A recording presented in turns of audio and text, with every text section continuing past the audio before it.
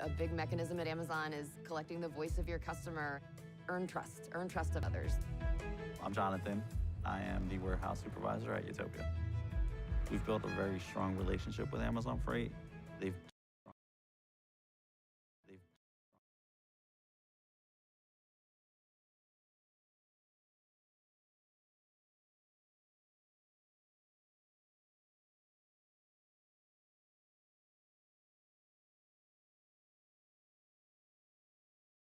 You meet somebody wealthy, their family at one point was not wealthy. And then the one shows up. The one. One person changes the family tree forever. In my family, I'm the one. And it wasn't because I wanted it or I hoped for it. I fought for it. I want to win. I want to fight for my family. I want my mom and dad proud of me. I want my kids proud of me. I want me proud of me. I want to look in the mirror and be happy with the man I look back at. That he gave it everything, that he went for it. But here's the truth. Most people's dreams can be bought. With enough failure, with enough rejection, they will sell their dreams. They can't still fight. They can get a little bit, but when it gets a little too hot, they go, boom, sold, buy the dream, you can have it. It's not worth it to me. And their will to win is buyable. You can buy it, but if you decide my will cannot be bought, I don't care how long it takes, you can't buy this dude out. I'll keep fighting for my family. I'm the one. I'm going to change my family tree forever. That's the decision. Decide now. You're going to keep negotiating the price, or can you not be bought? All I need you to do is speak up and say, I expect to win. Declare that it's over. That yesterday was the last day that you were a loser. Like yesterday was the last day you expected to come up short. When you set out for a goal, expect it to happen. Expect to be successful. Expect it to be positive. If you can expect it, if you can wake up feeling like a winner, if you can wake up talking like a winner, if you can expect that everything you do will come out winning, I guarantee you, you never ever have to come up short again. It might be year 2, 3, 4 before you get your big win, but you can decide now, I'm going to walk, talk, and be a different person. You decide that. You're the lead character in the story of your life. Everything has to do with you intending to win. Too many of you are playing with your business. If you make that shift, I'm going to win. We're going to play to win now. We're not playing to play. We're not playing to see how we do. We're not playing for fun. Once you start getting some winning, you start changing. You talk different. You walk different. All of a sudden, this isn't the same damn human being. You can change you. You'd be surprised what a little winning would do. You'd be surprised how good you'd be if you just decide to win. Be number one in your office, number one in your region. And when you start stacking them up, your life can change. It was very hard. Here's what I want to say to you. For those of you that have experienced some hardships, don't give up on your dream. It's very important as you hold on to that dream. There are moments when you're going to doubt yourself. There are rough times are going to come, but they have not come to stay. They have come to pass. It's very important for you to know that. Don't say I'm having a bad day. Say I'm having a character building day. I was born in Liberty City on a floor on 62nd Street, a twin brother and me. When we were 6 weeks of age, we were adopted. When I was in 5th grade, I was identified as EMR, labeled educable mentally retarded, and put back from the 5th grade into the 4th grade and stayed in that category until I got out of high school. I have no college training, but here's what happened. I had an intervention in my life. A man who saw something in me at a time that I did not see something in myself. I never forget being in his class one day waiting on a friend of mine who was there to rehearse for a play. He did not show up, and he asked me to go up to the board and write something on the board. And I said, I can't do that, sir. He said, why not? I said, I'm in a special education class. He said, what do you mean? I said, go up to the board and write what I'm about to tell you. I said, I can't do that, sir. Why not? I'm educable mentally retarded. And he came from behind his desk. He said, don't ever say that again. Someone's opinion of you does not have to become your reality. And that changed my life. It was Oliver Wendell Holmes who said that once a person's mind is expanded with an idea or a concept, it can never be satisfied going back to where it was. So some of you are going to experience a breakthrough. Some of you are going to go back and look at your dreams and brush them off. Some of you are going to begin to look at yourself and say, hey, look here, I know I have not done all that I can do. Whatever goal that you have in mind, I want that to be a goal that will challenge you, something that will make you stretch. It was Osborne who said, unless you attempt to do something beyond that which you've already mastered, you will never grow. What is it that you looked at some point in time and you decided that you couldn't do it, that you talked yourself out of it? Whatever it is, bring it back out there. How you're going to do it, that will come to you in due time. See, you don't get in life what you want, ladies and gentlemen. You get in life what you are, not what you want. It's very important for you to believe that you are the one to make this happen. I remember this high school teacher, Mr. Leroy Washington, at the end of school one June, it was just a few days before we were supposed to leave, and I just got my report card, and it indicated that I'd failed history, and I'd failed English, and I would have to go to summer school. And I was feeling within myself that I was a failure, that I'm slower than most people in getting paperwork, and I was feeling down on myself and very negative. And Mr. Washington was giving a speech to the graduating seniors, and I was in 11th grade. And even though I wasn't supposed to be in there, I went in there because the speech he was giving, that speech was for me. And as he talked, my heart began to beat fast. Tears began to run down my eyes, and I was in the back just listening to him because he said, and he was a very dramatic man. I still talk to him to this day. He said, as graduating seniors of Booker T. Washington High School, I want you to know that you're blessed and highly favored, and that as you go toward the future, begin to know that you have greatness within you. And if just one of you here begin to envision yourselves as being blessed and highly favored to reach your goals, if just one of you capture the essence of what that means, that you have greatness within you and a responsibility to manifest that greatness, that you can make your parents proud, you can make your school proud, you can touch millions of people's lives, and the world will never be the same again because you came this way. And the students gave him a rousing standing ovation. And as he left the auditorium, I ran down the steps and I caught him in the parking lot. I said, Mr. Washington? He said, yes. I said, do you remember me, sir? He said, no. I said, my name is Leslie Brown. My mother, she works in the cafeteria here. I'm one of the twins, Leslie and Wesley. I said, Mr. Washington, but you know, I got these big dreams. You know, I like talking to people. I love people. I said, I want to work with people, and I got this dream of buying my mama a home. Could I do that, Mr. Washington? He said, it's possible, Mr. Brown. And as he walked away, I called him again. I said, Mr. Washington? He said, what do you want now? I said,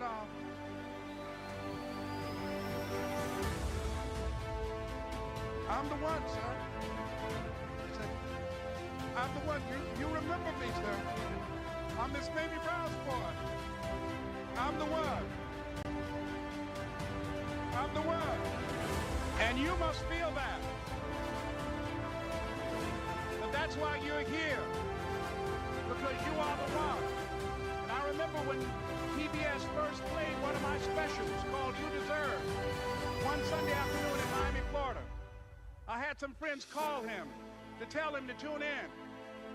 And he watched the program. He called me in Detroit, and I answered the phone. I said, hello. He said, may I speak to Les Brown, please? I said, who's calling? He said, you know who this is. I said, oh, Mr. Washington, it's you. He said, you were the one, weren't you? I said, yes, sir. He said, and you were so crazy. I said, I know, but I'm rich now.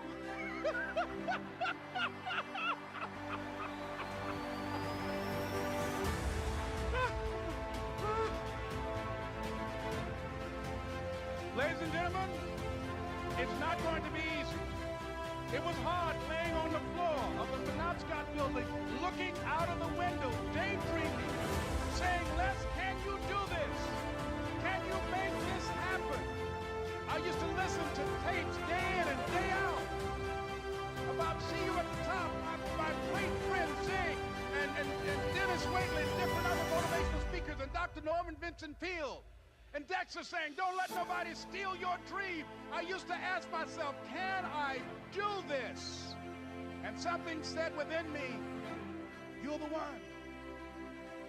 You're the one. Now let me tell you something, ladies and gentlemen. While you're here, and before you go back home to your respective cities and communities, write down at least 5 reasons on why you deserve your dream, on why you won't give up, what's going to make you unstoppable, why you must be unreasonable, because logical, practical thinking says you can't do it today. But if you want to produce unreasonable results in your life, like living your dream and taking charge of your destiny, you've got to be an unreasonable person. You've got to be an uncommon person.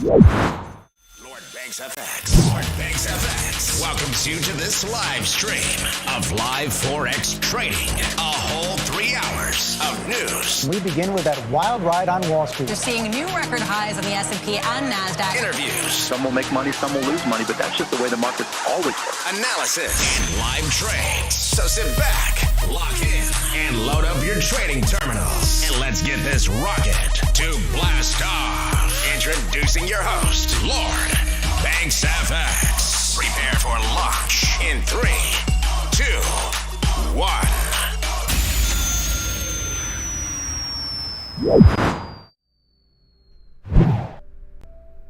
Yo, what's good, everybody? Welcome. Good morning. Welcome to Lord Banks FX. I'm your host, Lord Banks. We're back for another one, baby. What's good, everybody? What's good? The early birds. Tony Gold, good morning. Black Angel, Sunny, what's good? Welcome. Everybody can see me okay, hear me okay? Yes.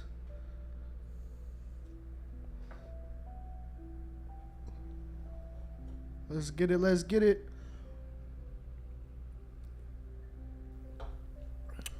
All right. Let me move this out the way so you guys can see.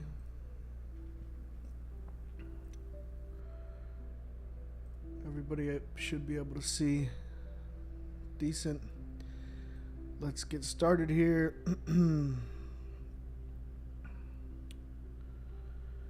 All right. You know how we do clean charts. We're going to go ahead and start top-down analysis. No indicators, straight price action. Let's start with the monthly. We have 1 day and 17 hours left on this monthly candle. We're currently sitting a little bearish, right? So if we're looking at this candle, we've seen that it's already established a lower wick. Previous candle was bullish. It hasn't reached or tested the previous month's high. Looks like it's pulling back at this point. We have 1 day and 17 hours left on this candle. So let's see what we have going on. Let's look at the weekly. If we look at the weekly, last week's candle closed bullish. It broke the previous week's high, came and tested the week before that high, right? And the current weekly candle, we have 3 days and 17 hours. It's currently bearish. It's already broke previous week's low. It hasn't established that top wick, so we might see, pull back up, and then respect of this level of support could just be retesting at this point before we move to the upside. Let's look at the daily. So we did have a little range here at consolidation area, few trading days, and then this massive bearish candle engulfing all of these days, right? current candle right now is sitting a little bullish, has a small wick to the downside, just about the same low of the previous trading day yesterday.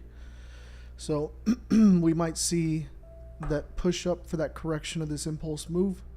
We shall see. We shall see. Let's move down to the 4 hour.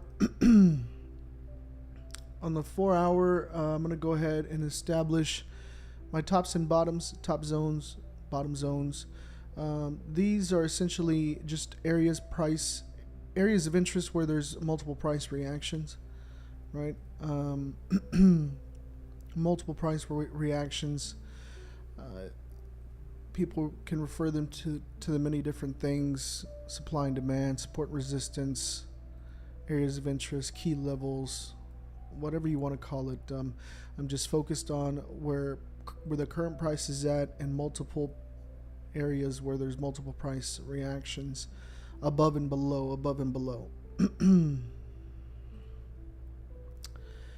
So there's my bottom, and here's my top. You know what? I'm gonna go ahead and do it just right about there. Yeah. And then I move down to the 1 hour just to refine it just a bit, just to make sure I'm including all the areas I'm paying attention to, consolidation areas, little wick outs, multiple price reactions that we see there.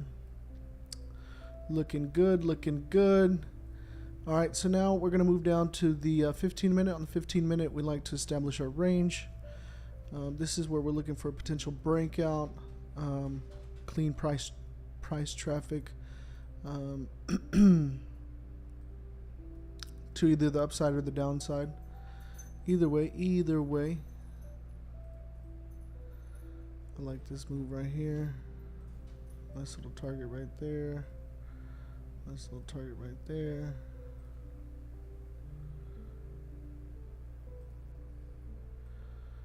That looks good. And I would say probably below here. Nice target right there. Breaking below that.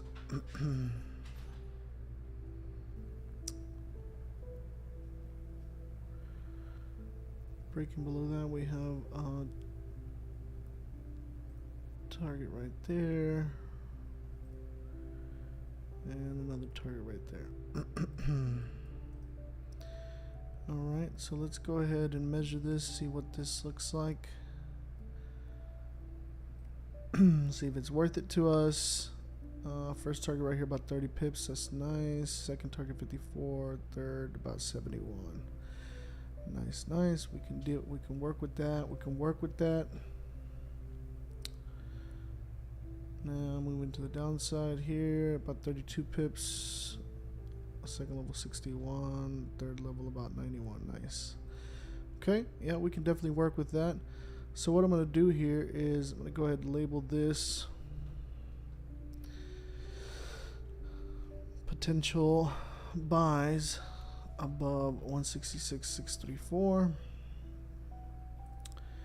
ahead and set an alert, crossing up once per the bar closes, and this is going to be for GJ potential buys.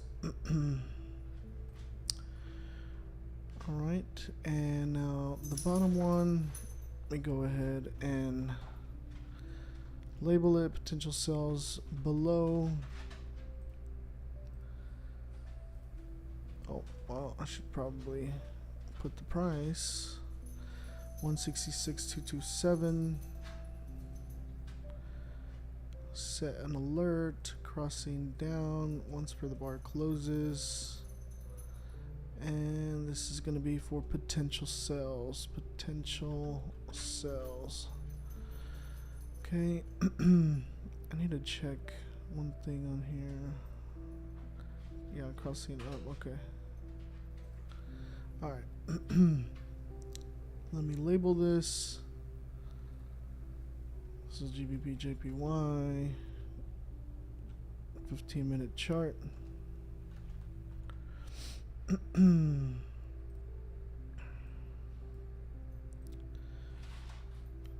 take a screenshot, save it, write it down, whatever you want to do. Go ahead, copy the chart image and send it out to the free Telegram. Free Telegram link is in the bio. GBP, JPY, 15-minute chart.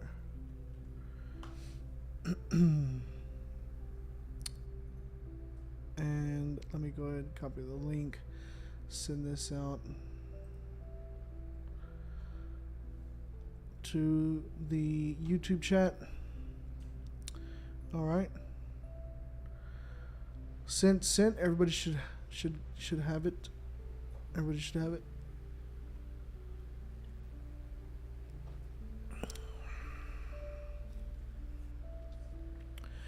All right.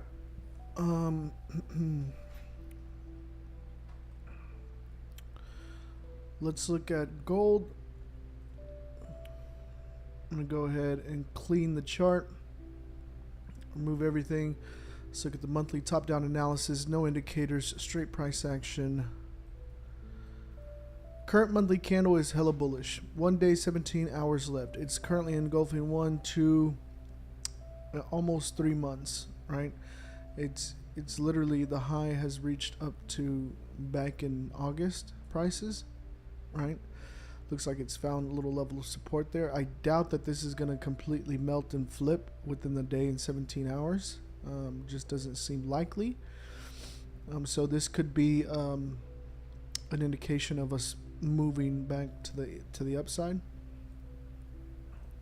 for the month of December. So looking at the weekly on gold, last week we had this doji candle, right? Previous week we had this bearish candle. So what does this tell us? Potentially price reversal from this bearish movement. Finding that little level of support there. Came and tested down, wicked out. Already created its current wick for the current weekly candle to the downside. Could be moving up to test this area up here around 1771.07 or the high around here 1787.53. So let's look at the daily, see how yesterday's trading day was. Yesterday we had a bearish candle, wick to the top, immediately turned it back around. It's already kind of engulfing that. On this current candle, we still got about 16 hours left on this current daily candle. So it's already testing tops here.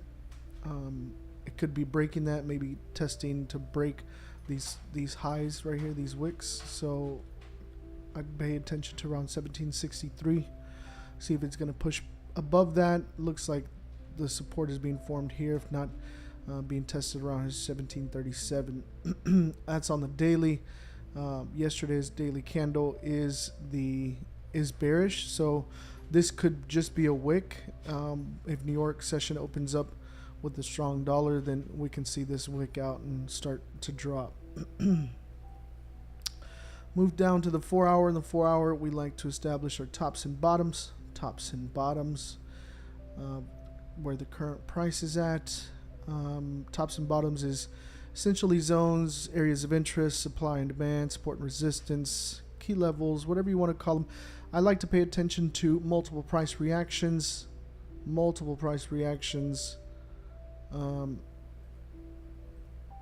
Directly above and below the current price. And that's where I am establishing my tops and bottoms. And essentially tops and bottoms is just gives me an area where I see price playing within, right? Gives me kind of a focus area, right? A focus area where price can move between. Move down to the 1 hour to really just refine it. Make sure I'm capturing all the areas I'm looking at. I like that. Looks good. And keep in mind, guys, you know, the zones, tops and bottoms, this is not a specific price point. This is not like it's not one specific price. It's an area, right? Move down to the 15 minute. On the 15 minute, we like to establish our range for a potential breakout range for a potential breakout. Looks like here we're looking at right above here, and you know what, I'd put it probably right above there, covering this wick here, this wick to the top, to get us a potential move up here. And we got another area right there, and then once we break that level, third level would be right around there. So that would be to the upside.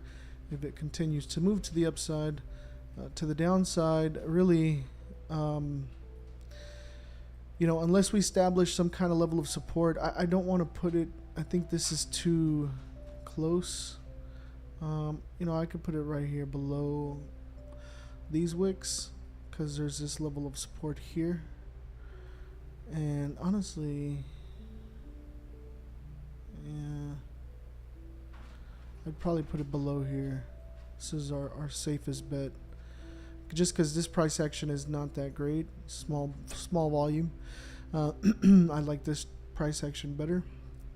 Bigger volume, kind of moving down, has that like clear direction, right? Moving down from here, we got this level there. Breaking this level, we're looking at, got a level right down here, right there. Okay, so there's our levels going up or going down, and we're gonna measure it now. So first target here about 40 pips, not bad. Second target here about 69, 70 pips, and third target about 85. Not bad, not bad. Let's measure to the downside. To the downside, we're looking at potentially 46 there, 86 there, and 107 there. Not bad. Not bad at all. Okay, so let me go ahead and label these potential buys above 1756, 781, and set an alert. Crossing up, bar close, potential buys.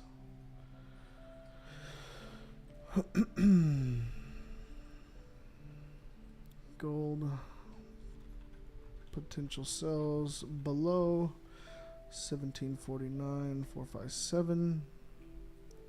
Okay, set an alert. Crossing down, bar close for potential sells. Great. Let me just label this and then I'll send it out. So this is gold on the 15-minute chart. All right.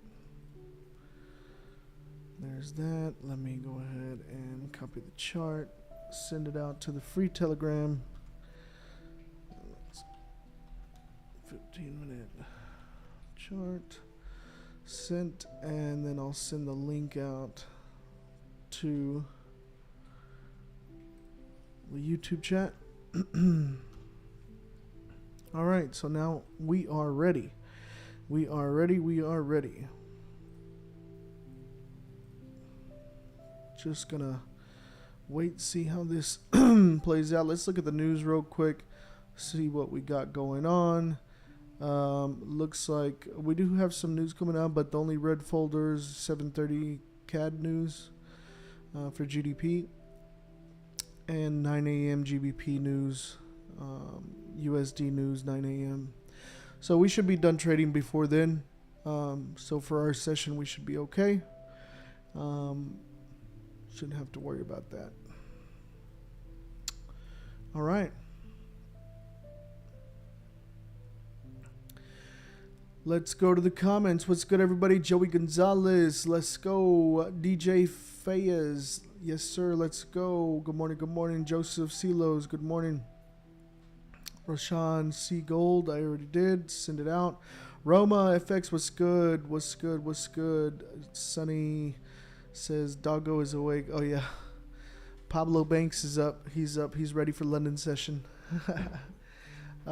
Jay Smith says Head and Shoulders forming. GJ selling off. On the 5 minute. Yeah, maybe I'm focusing on the 15 minute. So we'll see what happens. Cameron Scott, so you generally look at London a couple hours beforehand. Yeah, so the strategy that I'm using, I'm leveraging volume. Okay, so volume tends to come into play pre-market and market open. So I'd like to come in an hour before the pre-market to mark everything up, and then there may be a potential move in pre-market. If there's not a move in pre-market, then there's a move in market open, right? Yo, you came on a little early. Yeah, so I was trying to just make sure that I was on for midnight, for 12 a.m., and I just started the stream a little early. I also wanted to try to get into a habit of get on a little early so I can share with you guys some of the motivational stuff that I'll listen to before I start my trading sessions, before I start my days. I think it's just it adds to that whole trading psychology. Setting the intention of how you want to start your days, being able to really zero down on how you want, your day to play out, right? Expecting to win and setting your mind, setting your intention for all those things. So I'm going to try to get on a little bit early so I can play that for you guys while we're getting ready. And yeah, I think that hopefully it helps you guys. I think it helps me a ton, just to be in that space, that positive mental space. But yeah, let's do it. Cool. Oscar Ray, today might be a positive day. Rumors about China removing zero COVID policy. Why gold and other risk on currency strongly positive over Asian session. CJ, yeah, the only thing we got to do now is get the win. Yes, sir. How you doing, brother? Doing good, brother. How are you? Doing good. Ready to get this W. Baby. Yeah, man. I'm just I want to finish the year strong. So, I want to jump on and stream with you guys. Hopefully this week and next week. Let me see. Let me look at the calendar real quick. Yeah, next week is the first week of December. I'm going to try to stream up till the 15th of December. And then I probably won't be back on till either the end of January or February. Just because, the market usually really slows down around that time. End of December, holidays and all that good stuff. So, but I'll be monitoring and I'll see how it goes. See what's what. All right, so we're just gonna be patient, guys. We have our setups. This is nothing new for us. This is what we do. This is how we trade. I understand other people have different ways of doing things, and you may already be in a trade, or you're looking for a scalp on the 1 minute and you're already in profits, or whatever the case may be. But this is what I do consistently. If you go back and look at all my lives, it doesn't change from the way I do things. I keep it simple. I'm using very basic, simple strategy, but it's very effective. So, I know many people will jump on here and say, oh, it's going to be a sell or it's going to be a buy, blah, blah, blah. Like I tell you guys, my job is not to predict price. My job is to react to price. Okay. So my setup is ready. I'm not in an active trade. When I'm in an active trade, I'll let you guys know. You guys will see the entry. I'll put the entry number price that I entered at. I'll put, the TP levels and all that good stuff. So don't worry about that. I'll definitely add that in there.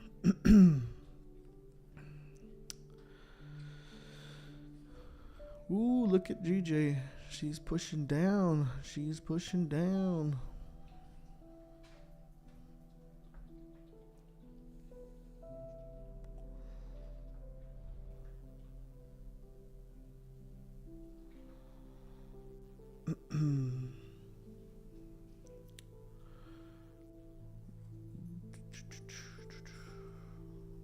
Patience, patience.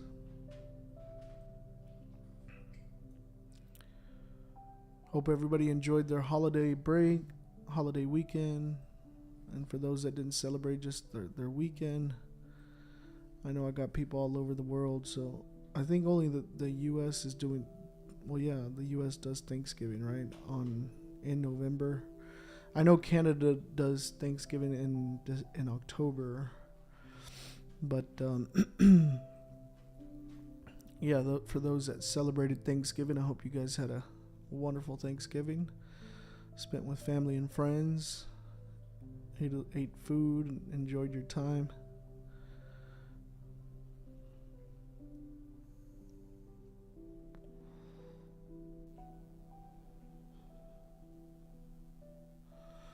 Keep it very simple, guys. Does not need to be complicated.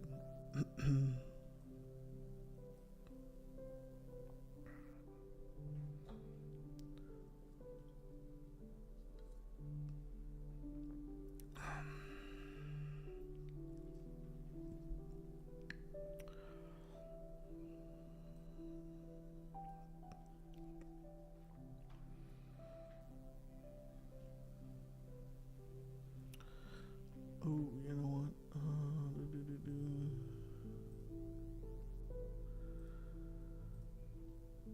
Let's go, let's go.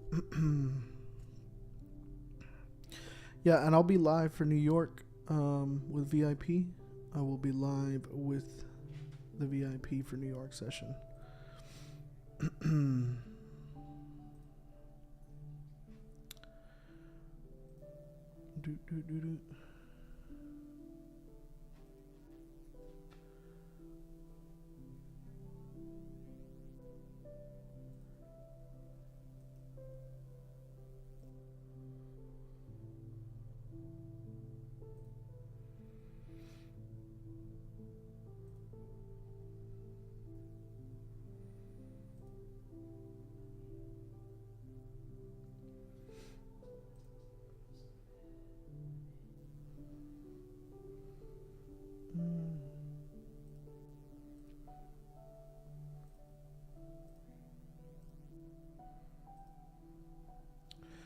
Good morning, good morning, good morning, good morning.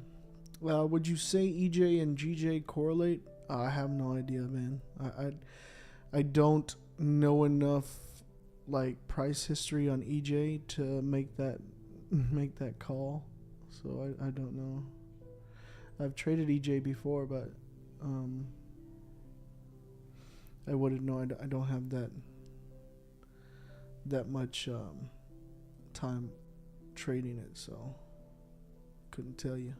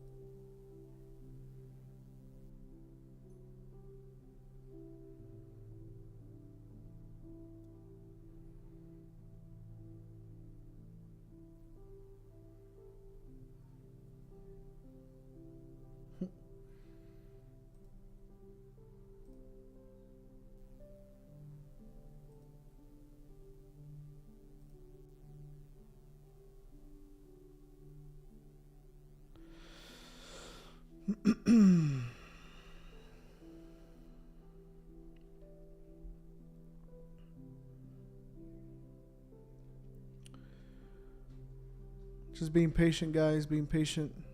It's barely 12:17 time in London right now. It is 6:18. So just be a little patient,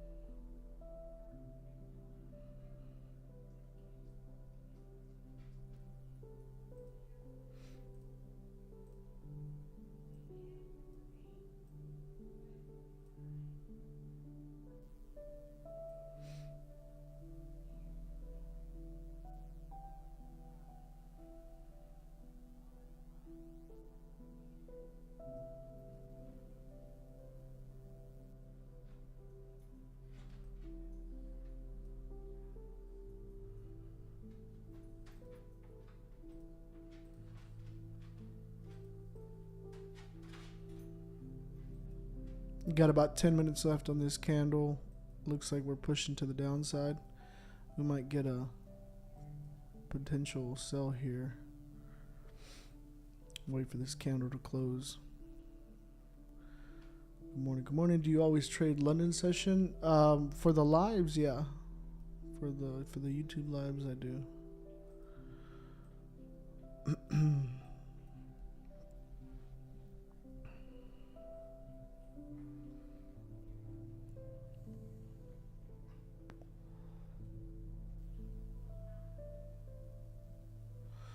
Was there any indicator you felt had potential before you stopped using them? Not really, man. I mean, like, I just felt like every time I used an indicator, there was another indicator that I would try to incorporate, you know, like, because I just never felt confident with just one. So it was like I kept adding indicators and adding, and before I knew it, it was just a shit show on my charts. So, and really, like, if you think about it, guys, like, you know, an indicator, all it is doing is interpreting the price data on the chart and then spitting it back out to you in a different graphical interface, right? Like, you know, it's interpreting what this is doing and then spitting out a design on your chart, right? So really it's behind what you currently see.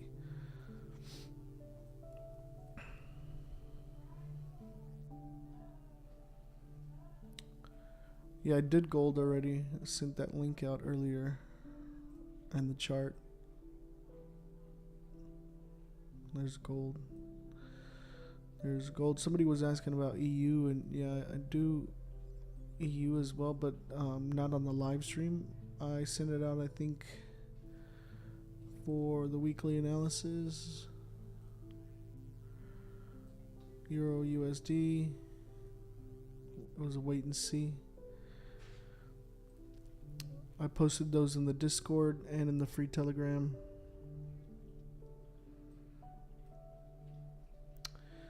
Can we use same strategy to pass funding challenges? Yeah, 100%. 100%. The only thing is the difference with the funding challenges is that you have to tweak it to fit the parameters that your challenge is is giving you, right? So the amount you're risking and how many trading days and the goal percentage, the first phase and the second phase. Those things are what's important.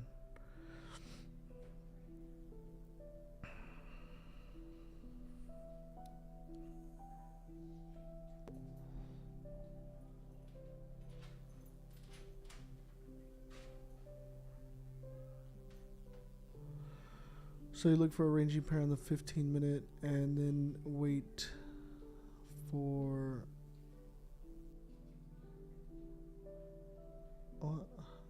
a breakout of the TP set at the swing points. Do you also follow a bigger time frame trend for any bias, or you don't care which way it breaks out?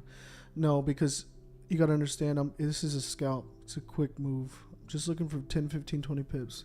So I'm not looking to get into a trade and turn into an intraday trade or swing trade. Like, I'm just looking for a quick move, because you gotta understand, I'm on this stream for 4 hours, so I'm looking to do my markups, my analysis, have the price trigger, enter into a trade, manage that trade, and then exit that trade. So I'm not looking at, doing a longer term trade. So even though some of them may seem like, oh, you're counter trend trading, even with the counter trend trade, you understand that pullbacks exist, right? Like if you've traded at all, like, even if the current trend is bearish on the higher time frame, pullbacks exist, right? So I'm just looking for that quick move. Yeah, so the 1-to-1 is where my first level's at. Like, these levels, these are potential targets, right? So depending on where I get in and where my stop is set, as long as within the first target I'm within 1-to-1, then I'm good. But this first target doesn't mean that's my first TP. My first TP is going to be a 1-to-1. So if I potentially buy this, right, if I end up in a buy and my stops are below the previous wick and that stop is 15 pips, and this target right here is, let's say, 35 pips away, then I move this down for my TP1 to be 15 pips, because I'm 1-to-1. At 1-to-1, I'm no longer going to risk capital, right?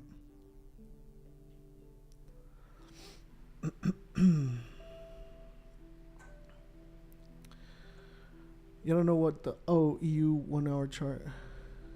Oh, that's the link to the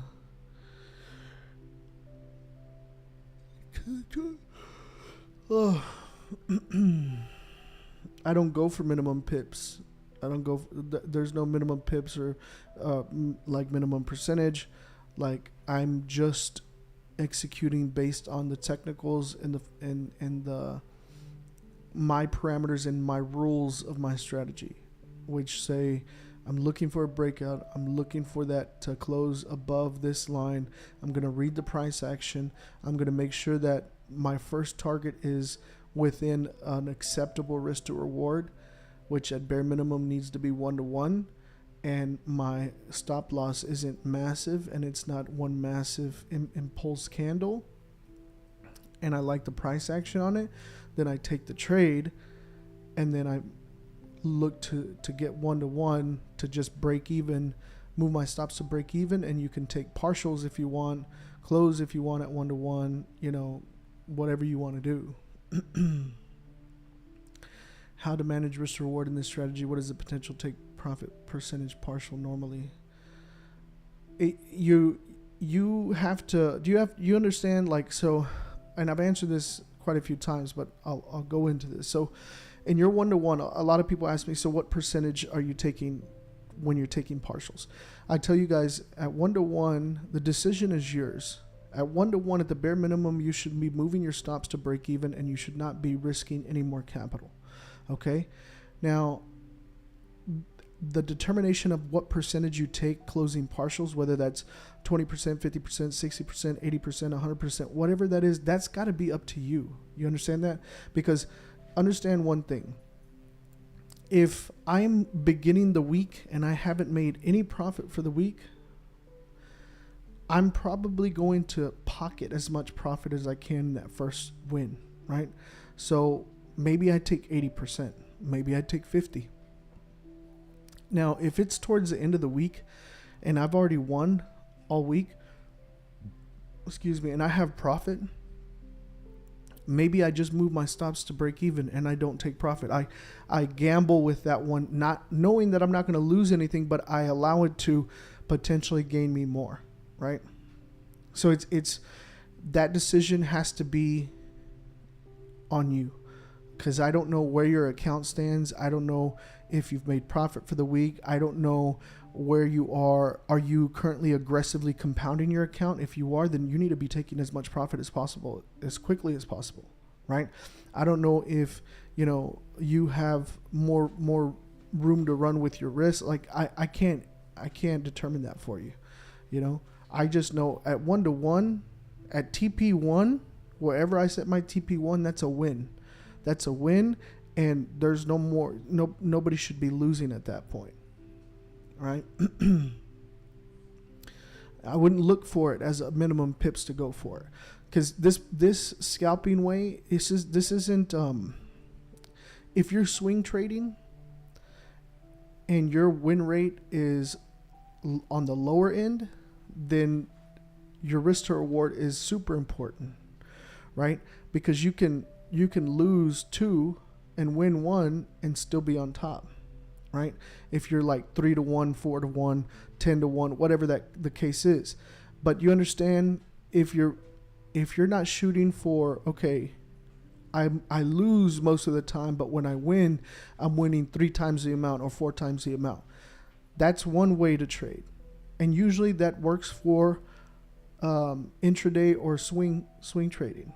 Okay, when you're scalping, doing quick trades, your win rate is usually a lot higher because you're doing small, quick wins, quick trades. 10, 15, 20 pips, and I'm out. Just in and out, right? Now, my win rate may be 80, 90%, but I'm only taking 10, 15, 20 pips, right?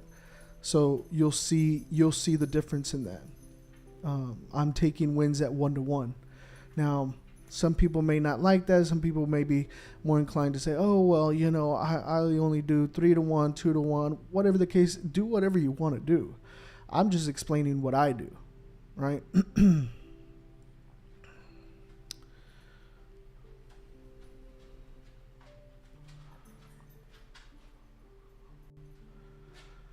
Yeah, so 30 pip stop loss, I wouldn't want to do that like on a GJ trade, but if it was like gold, like, I would be fine with it because I know gold moves more. It's more volatile. So, if it's a 30 pip stop loss, like that's not really going to stop me as much as where's my first target. And is my first target is the risk to reward. If I'm at a 30 pip stop loss, how much is my first target? Like, for example, this first target on GJ is 30 pips. So if my potential says my stop loss is 30 pips and the first target is at 30 pips, I might not take that because that's literally right at 1-to-1. I would have to make an executive decision. Now, do I want to take that chance? Then I factor in a couple of other things, like today's Tuesday. We're just starting out the week. Like, we're going to see better movement on Wednesdays and Thursdays than we do on Tuesdays, Mondays and Tuesdays, right? So maybe I lay back. Maybe I wait for the next candle to see if, okay, maybe the next candle I get a pullback. If I get a pullback, does that lessen my stop loss, right? Is my stop loss then going to be, 20 pips or 15 pips? Then maybe I'll jump in then, right? So I just, there's a lot of things that you have to take into account and consideration when you're making those type of decisions, right? But for the most part, 15, 20 pip stop, it's going to be about normal and average, right?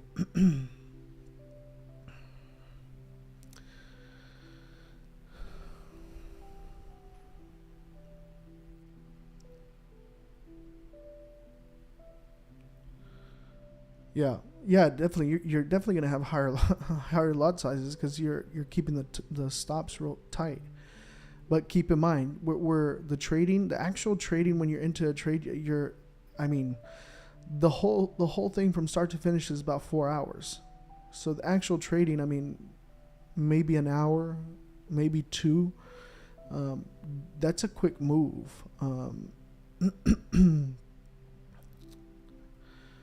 You know, if you're intraday trading, you're looking at, 4, 8, 12 hours, right?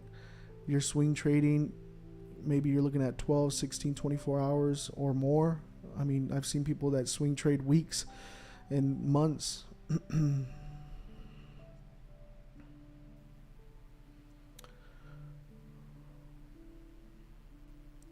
Euro USD respecting earlier setup. Yeah. This thing pushed down here. It's pulling back up. This is what I was talking about, is come retest this trend line before making a decision, because you see it's like slowly moving down here. This was a spike up, but then we have the immediate correction of this. So there's like a little channel here. But I sent that out in the Discord and the free Telegram. And that's for the weak guys, like, so you can trade around this, like, the setups I send out for the weekly stuff, you can trade around this stuff, like use the markup to see. You see, look at this bounce, like this is a nice bounce right off the zone, just bounce, boom. That's a nice little pullback. You could have made some money there. Is it coming to retest this area here? Looks like it did, pushing down, like. You can use this. Look at this. Respecting that zone right there. Starting to push up. I'm sure for New York session, we're going to have a pullback. If not a complete push out of this, area. You can use this time and time and again for multiple setups, Anyways, get out of that.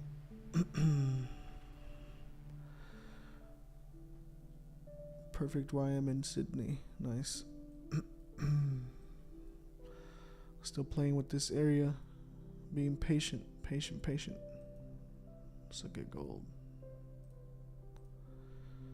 This thing is just kind of ranging right there.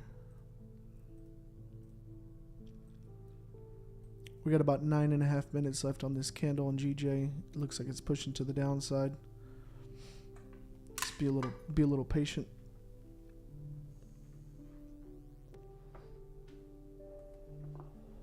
Give me 1 second, guys.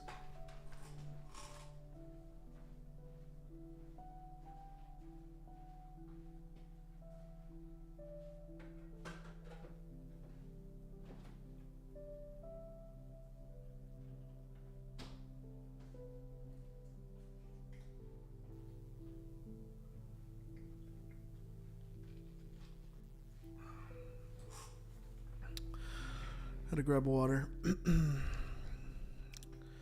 Make sure to hydrate.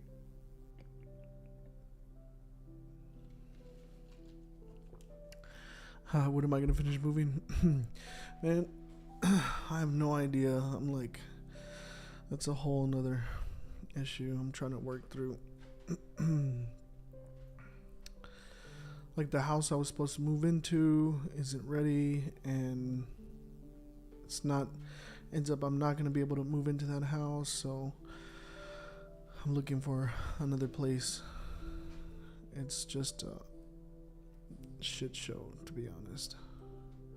It's just really like, with all the things that I have going on, I don't have a lot of time to be looking at houses every single day. So like, I pick a few and then I'm like, all right, let's look at these, and then the way the market is right now, everything's like going quickly. So like within a couple of days they're gone, and like I have to like get there to go look at them, and it's a whole issue. I don't know. I gotta figure it out. I'm hoping maybe for the holidays or something, or right before the holidays, or at the beginning of the new year. So look at this candle right now. It's beginning to push down and break that bottom range. And the only thing, well, see, it's pulling back. The only thing I don't like about this candle is that it has like basically no wick at the top. See that? So I might not jump on this one. I might wait for the next candle to pull back a bit and maybe enter on the pullback and then take that sell. Just a little patient,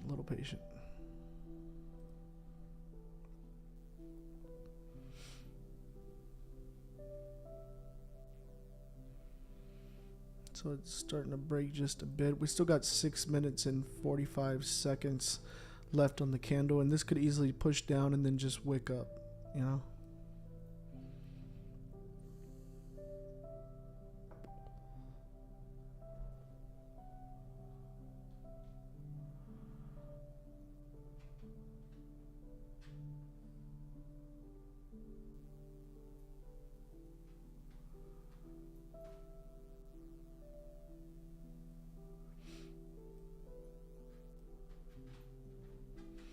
Says I have a wick on MT4. Yeah, you might remember that it's gonna differ, like depending on your broker. You might see something a little differently.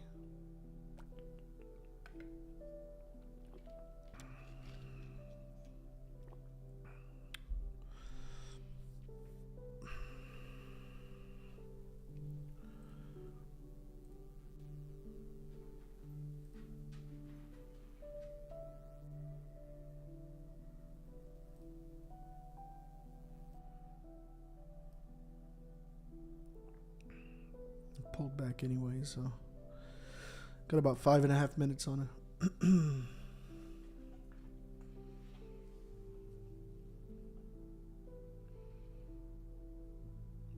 it. Is there any other reason? I mean, like, as I see them and when they happen, I tell you guys why. Maybe the candle closes right on the line and we'll see the alert happen that it's closing below, but it's like right on the line, so maybe I don't. If the candle breaks and comes and touches the first target and wicks up closing above, but it already hit the first target, I might not enter. It might be invalid for me. So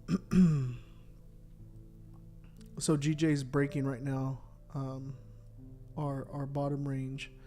So let's see if it closes below. If it closes below that line, and I'm just measuring right now, guys. I'm just gonna measure, see what the potential stops are. Yeah, it's about 20 pips. And you see, like, to the first target would be 1.49, so not too bad. But if we start getting like below here, then it's the risk to reward is no longer valid for me. So if it does that, and because of the way the price action is on this candle, maybe I wait for the next candle and wait for a pullback to come in and give us like a 15 pip stop and then take that. So just be patient. I'll let you guys know what I do, and I mean, if you guys want to do that same, you know, you can. See, look at it push down. pushing down. We still got 3 minutes and 20 seconds, and it's 12:41. So right now in London time is 6:41. Pre-London is opening up in about 20 minutes, so might see some of that volume start coming in. And this may even pull back up and close above, and then it'll be the next candle for us. Just be patient, guys. Patience. Remember, patience pays. Patience pays.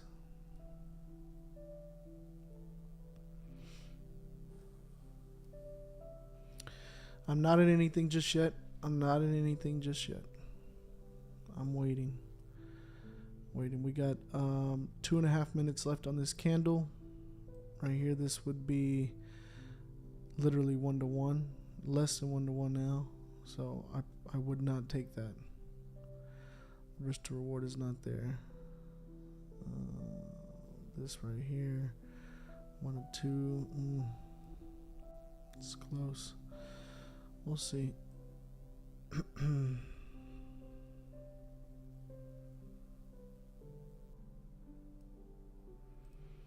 Got about 2 minutes left on the candle. 2 minutes left on the candle.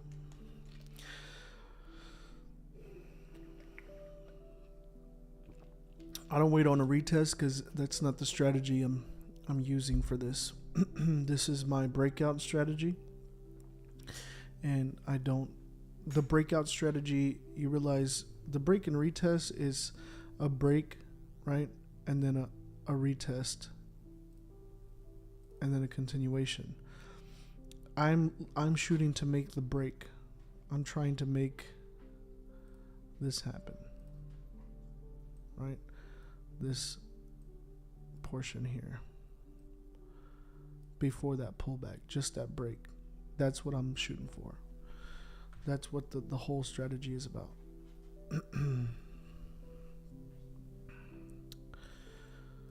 So we got about 1 minute left on this candle. This is a massive volume candle. What the hell is going on? Oh man, I don't want it to. It's like removing everything I click on.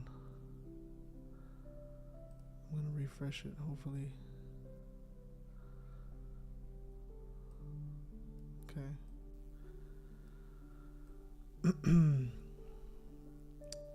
This is a big candle. Oh my gosh, what the hell's going on? It's not. Look, it's not putting anything out. I can't mark anything up. What's going on? My thing is tripping. We got 10 seconds. Oh my gosh. Stop playing with me. What the hell?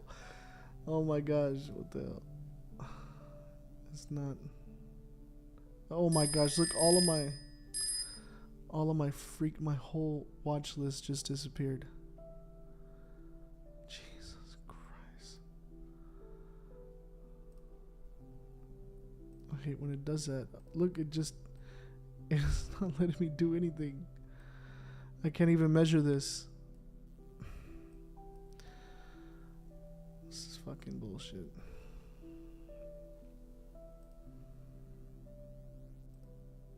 Do you guys see that, right? It keeps disappearing. I don't know what this risk to reward is. I can't even. Fuck. Okay, it's pulling back up. If we get, I think probably right above here, I might enter a sell. Oh, man, I hate that I can't measure this now.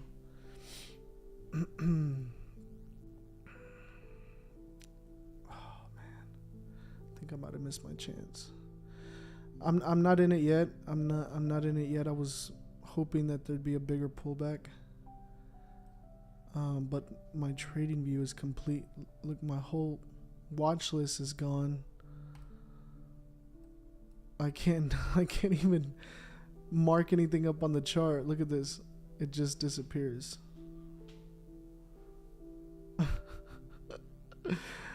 That's great. It's awesome. Great job.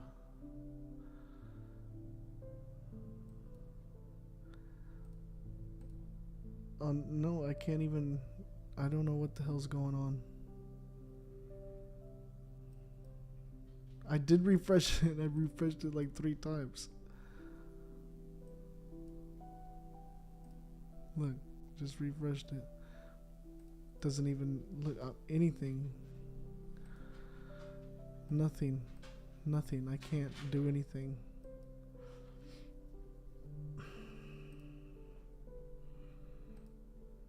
Nothing.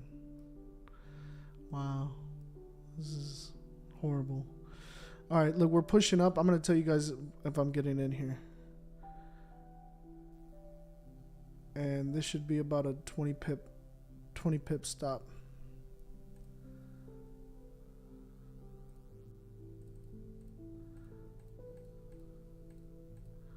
What's going on here?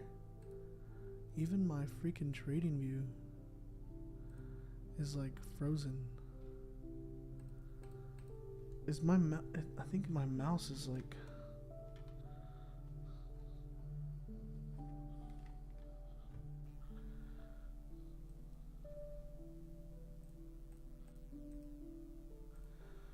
Bro, what the hell's going on?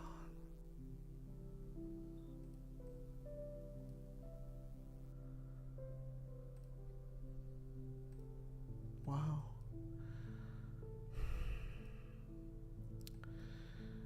Yeah, I still think there's going to be a pullback here a little bit more, guys. Unless this completely freaking melts, but... Hold on, give me a second. I got to figure out what the hell's going on here.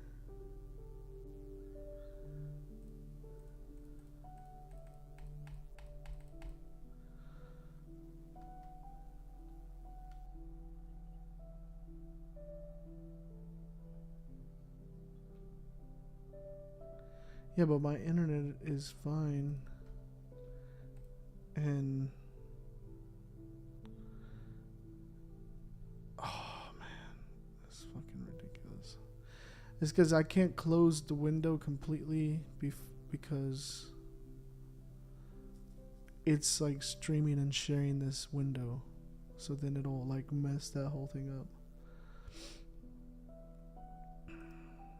I'm just gonna try to open up a new window.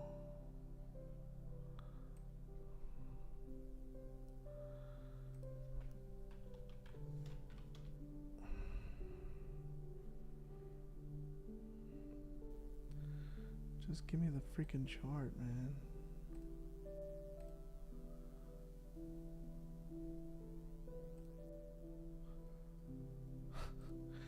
It literally like deleted all of my freaking charts.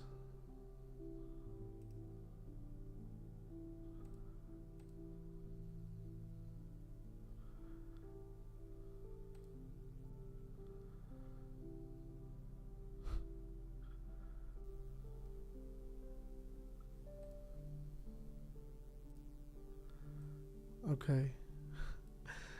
You guys see that pop up there? And this is about 25 pip stop. It's already going into profit. This is less than 1-to-1. I can't get in here. I need this to move up. Pull back. Yeah. If I get a pullback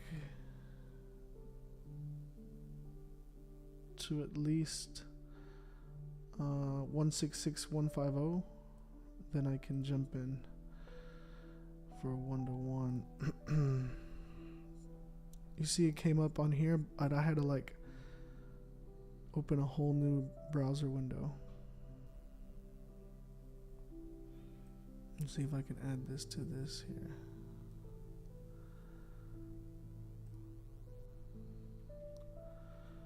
So, hopefully you guys can see that. Did this thing? Okay.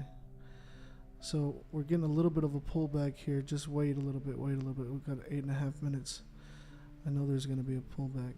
It's going to come pull back up here, to be honest. Actually, like right around here. Around 166.194. About five more pips to the upside and I'll jump in. I'll jump in on that. Come on, baby. You got this.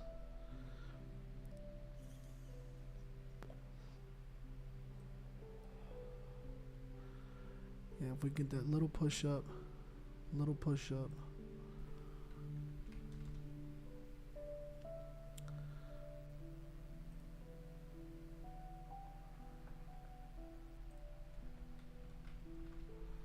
Come on, baby. And that'll be like a 20 pip stop.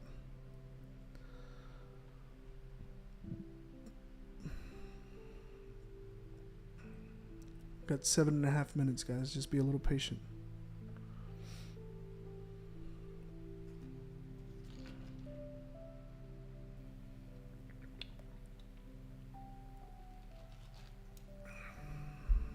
Come on, baby. Come on, baby. Give me that little push up. Give me that little push up.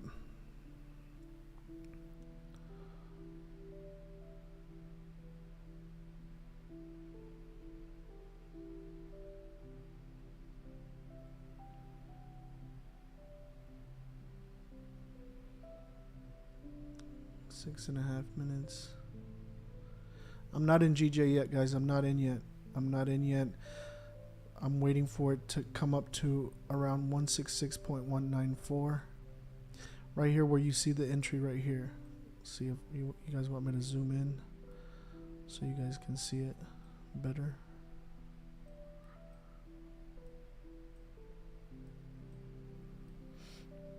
I'm looking for price to come up right around here, and I'm going to enter. Just breaking above the wick where it's currently at. I'm hoping it doesn't completely melt before then. Just want that, a better entry.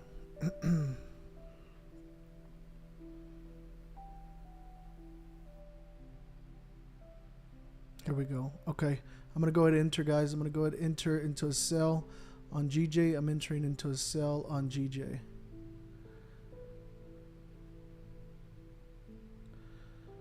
Perfect. Beautiful. Oh, please don't like fly up now.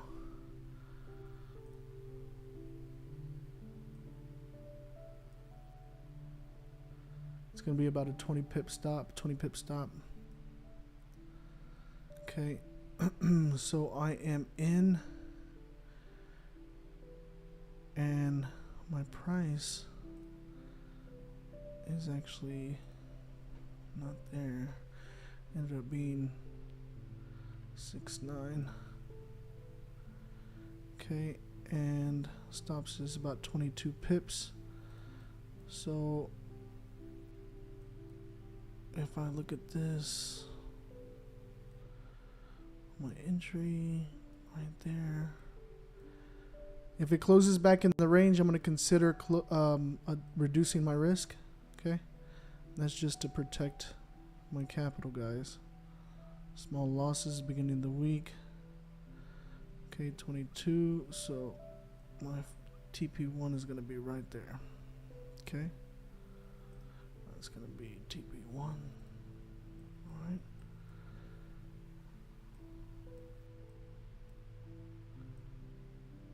There's the potential there. Currently in drawdown about 5 pips. So let me go ahead and write out the entry. So if you guys are looking to enter, you get a better entry than me. Stop loss is 166.390. And remember, guys, the prices, I'm just writing them out so you guys can see where they're at, but you need to be paying attention to where your candles are on the 15-minute chart for your broker. Okay. 169, that was my entry. Okay. And my TP1 is at 165.950. Okay.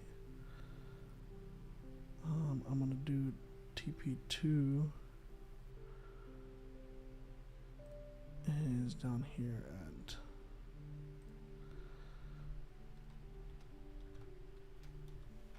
165.615. Okay. Go ahead and add the alert here, crossing down. Oh, she's pumping. Might take an L here. TP 1 and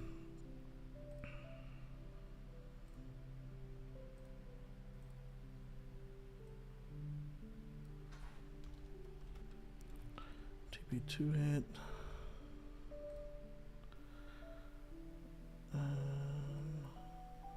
So alert for TP3.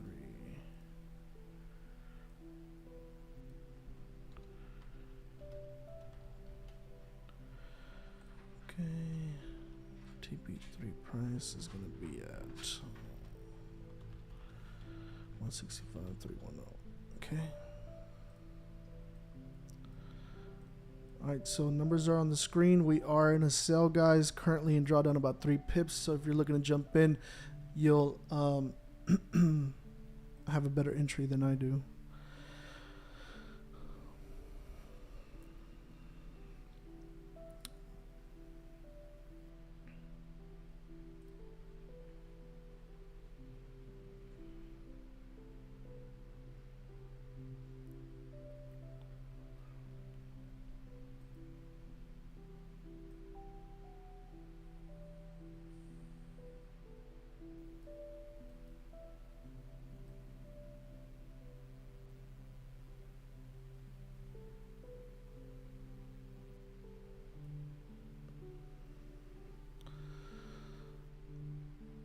All right, so it is pushing down, currently down about 1 pip or so, right around entry.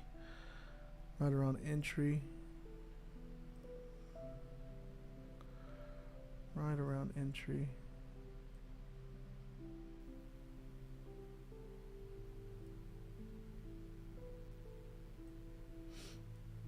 Come on, baby. Push, push, push.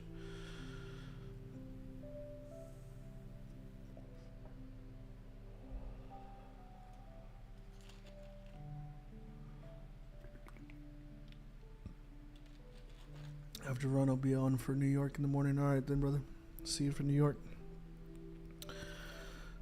Come on. Going into profits now. A nice price action. Retesting that impulsive move with that wick. Moving into profits now. Looking good, looking good. The March chart.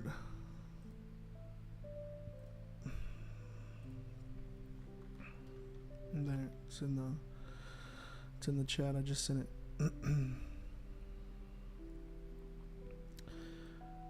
Okay, I like this candle. That's fine with me. The wick up, that's okay with me. Still closing. It closed bullish, but still within this volume candle. I'm still okay with this. Still okay with this.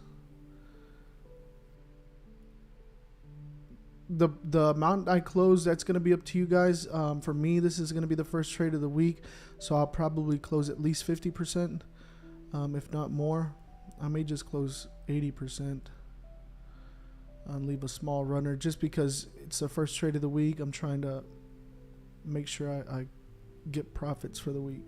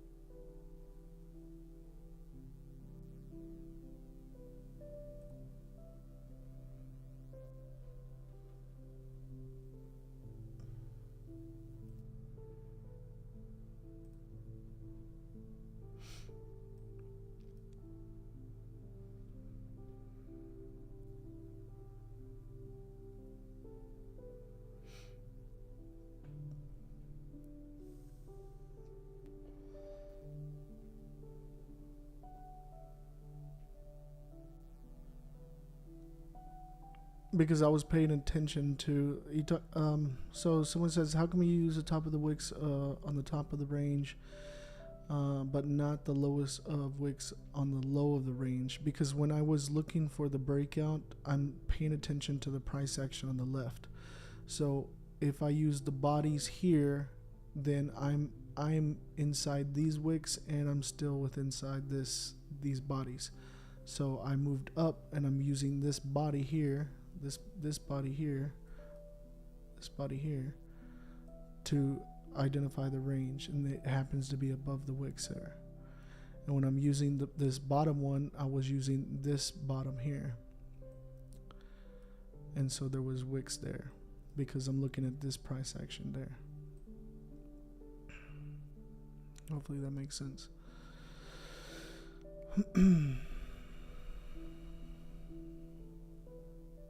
Yeah, this strategy you can use on any currency. And it works on gold. I wouldn't use it on indices. Indices is a little bit more volatile. The only thing is with gold, just you have to account for the spikes and like the massive wicks that it does. So still in this, guys. We got about 11 minutes and 40 seconds. Currently in drawdown about 2 pips. About 2 pips. Still okay with the price. Still okay.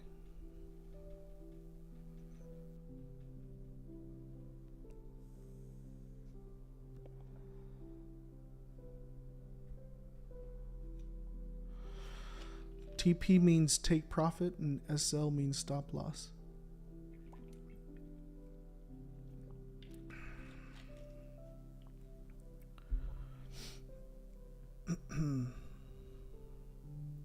If this candle closes back in this range, I will reduce my risk. I'll probably close like half of the trade. That's just smart trading, not trying to, the whole goal is to lose less, right? So if my original risk would lose $1,000, then if it comes up here and I close half of it, if it hits stops, I'm not going to lose 1,000, right? It's going to be less than that.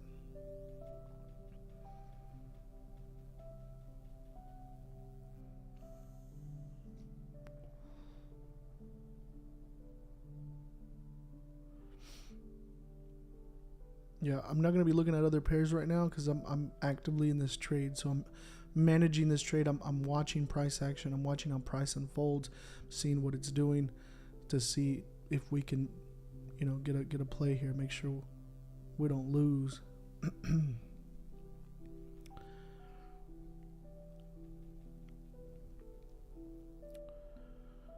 Starting to pop down into profit a little bit.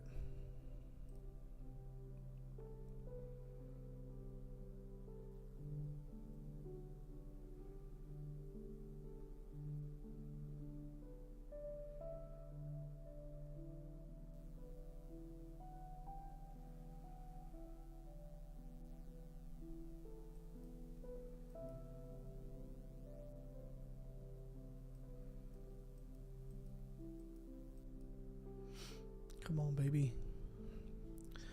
Come on, baby. Let's hit TP for the fam. Trying to feed the fam. Trying to feed the Banks fam. Who took the trade with me? How many of you guys in the trade? This is on the 15-minute, guys. It's labeled right here. GJ 15-minute chart.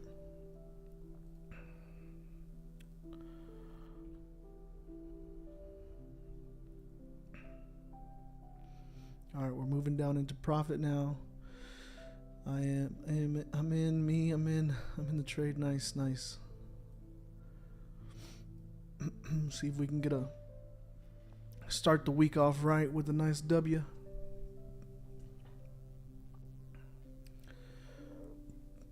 I need a shit, bro. What? In at 166.19. Nice. That's a better entry than me, about 3 pips higher.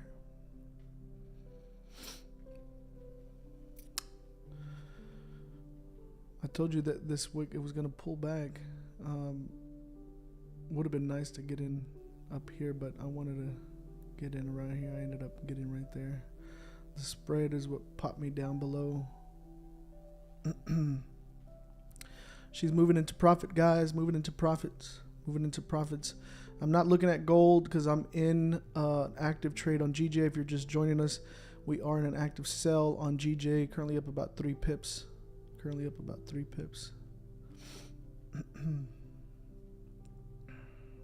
Come on, baby.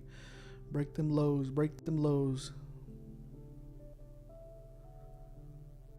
Up about 4 or 5 pips. Up about 4 or 5 pips on this. There we go. Push. Up about 7 pips. Looking lovely. Let's break the low, baby. Let's break the low. Let's feed the family. Let's go. Let's go. Push, push, push, push. Up about 8 pips. Testing that previous low. Breaking the low. Nice. 9 pips. 10 pips. Nice. We're halfway there. Halfway there. Halfway to TP1. Looking lovely. Looking lovely.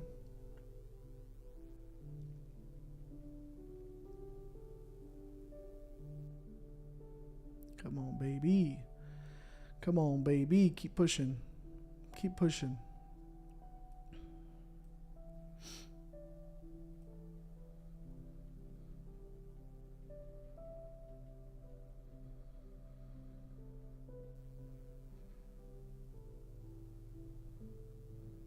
I've got about 6 minutes and 20 seconds on this candle.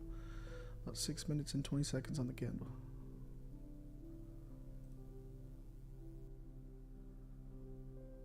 She is moving. She is moving and grooving. Moving and grooving. Come on, baby. Push. Push, push, push.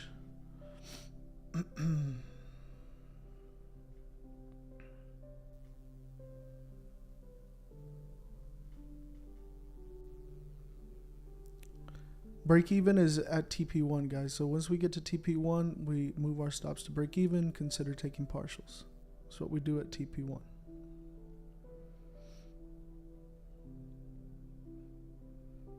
Ideally, I want to see that pre-market volume begin to push this down to take out these lows here, take out the liquidity down here, and for us to be able to capitalize on this trade with the TP1. And then when the market opens, either it's going to pull back, retest, and continue down, or we can take our full profit there. So we're up about 12 pips right now, up about 12 pips, and it's melting, looking lovely. Looking lovely.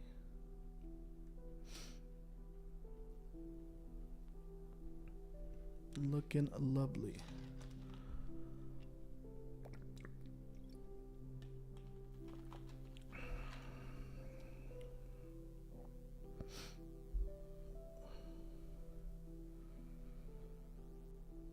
So if you're just joining us, we are in an active trade, in an active sell on GJ. Currently up about 10 pips. Looking lovely, looking lovely. Got about 4.5 minutes left on this candle, and it's looking great. We're breaking lows, moving nice, moving nice. Up about 11 pips.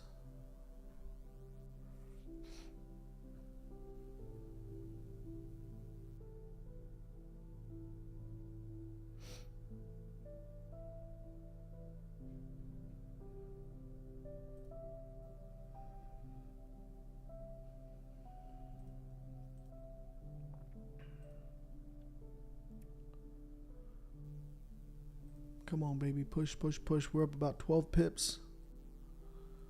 Up about 12 pips. Nice. 13 pips. 14 pips. Let's go, baby. Let's go. Let's hit TP1. Let's hit TP1. One time for the people. One time for the people. Got about 3.5 minutes left on this candle.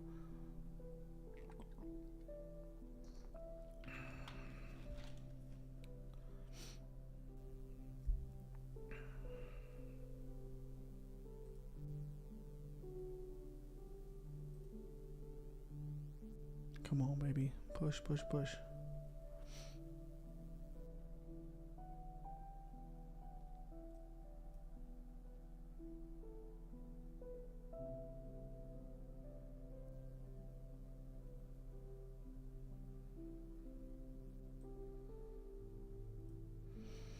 Even with all the glitches on the computer, we still managed to get ourselves in one.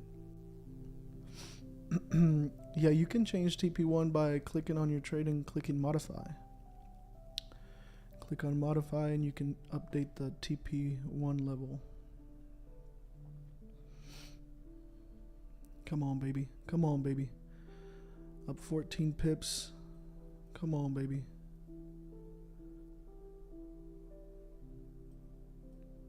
She's looking lovely. Looking lovely.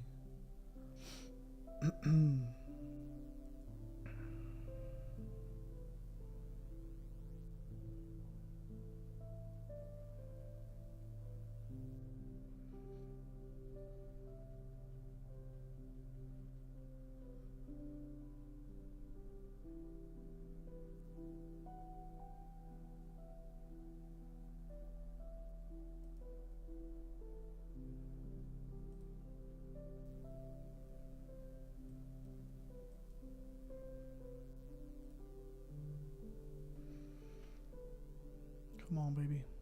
Keep pushing, keep pushing. Keep pushing, keep pushing.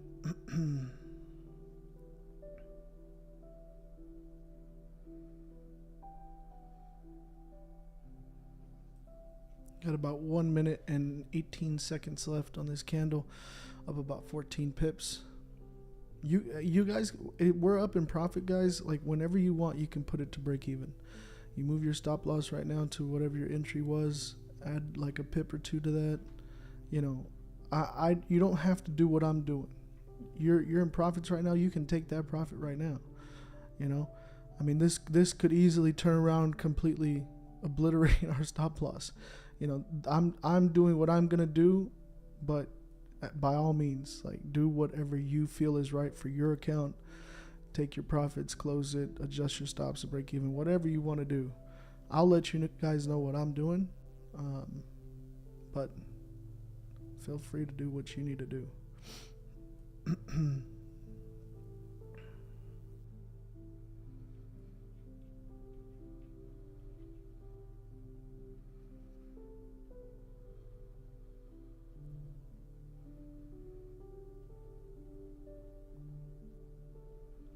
Got about 10 seconds left on this candle. Currently up about 8-9 pips. Still looking good. Still like the price action.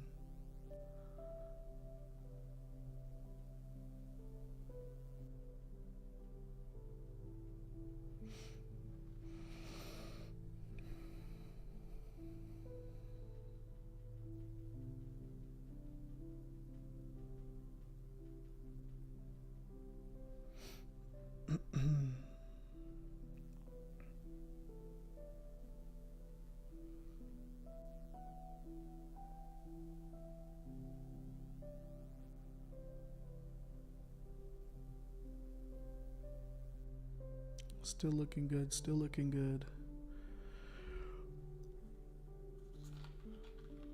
Ugh.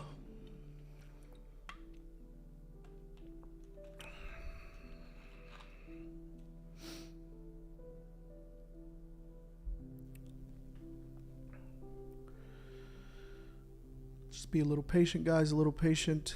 It's currently pre-market. Milking that volume right now, looking for it to clear this liquidity here before we get that London Open movement.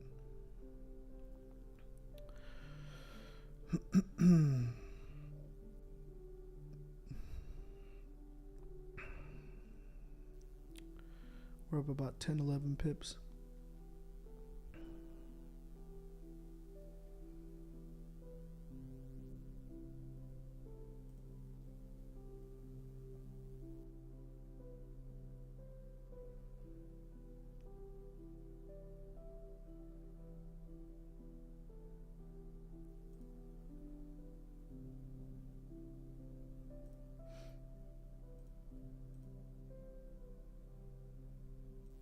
Pulling back up to break even. We've got about 13 minutes left on this candle.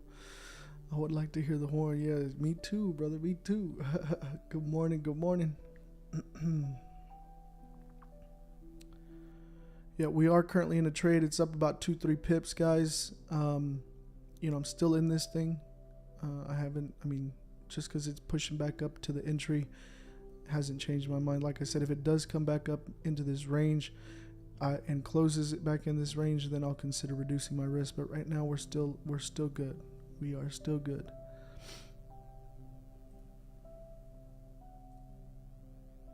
You got to give it that room to breathe, right? That's why I hadn't moved my stops to break even just yet, because it needs to move a little bit, you know. it's not uncommon for it to come back and test that. Now, if you took that 10, 12, 13, 14 pips, you know, congrats. Like, take your money, thank the markets, come back later. But you said you can put break even now. It's at break even what you do. No, I was saying if you wanted to, like I do it at TP1. I haven't done it. I'm saying somebody asked in here if they can put it, can I put break even? And I said you can do whatever you want. Like, I'm not there yet. I'm still in the trade. See that? Look, it came and just touched it and it's coming back down. So, you know, I tell you guys, like TP1 is where I just stops to break even, right? I'm riding it to the 1-to-1. I'm going to get out. I'm scared. Hey man, scared money make no money, baby. Now I'm still into let's get those hordes. CJ being a gambler with me. I see you, CJ. I see you.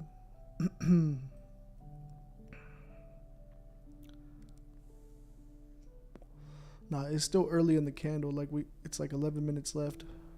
It just established. You see how the candles move, establishing top wicks and bottom wicks, right? And then you have the body, and then you have the impulse moves where there's no wicks, and it just moves one direction, and then you have the pullback for that to kind of correct that. Yo, troops, what's good? FX Bounty Hunter, welcome. So what I like to see in this candle is I want to see the lows being broken. So the previous, like the wick right now is just above the previous candle wick. So, and I'll zoom in so you guys can see. So you see this current wick is just above this wick. I want to see this be broken because then it's saying it's going down, right?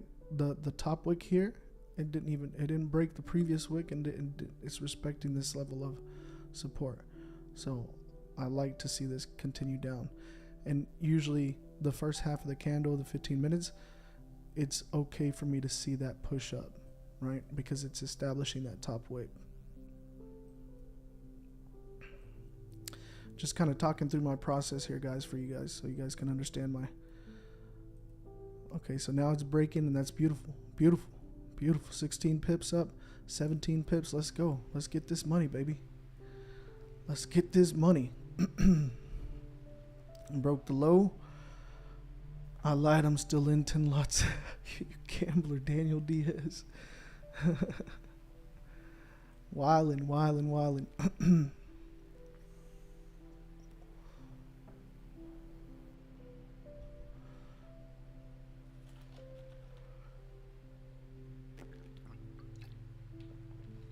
Yeah, of course. Thomas says it'll be good for people to try marking up charts on your own and really get to understand what the strategy is rather than just copying. Once you learn it, you can answer a lot of your own questions. 100%. And you know, I don't do this so you guys can just copy the trade. I do this so you guys can see the strategy in action. You guys can see, you know, somebody actively using it, managing an active trade, how I manage my emotions, how I'm staying level-headed, whether it's up or down, whatever it's doing. I'm walking through it, talking through it, letting you guys know, because what a lot of people don't show is that, like, in a trade, what's happening and what you're thinking, right? Because that little pullback there could have scared some people out, and look at us now. We're 17 pips up, right? We're almost at TP1.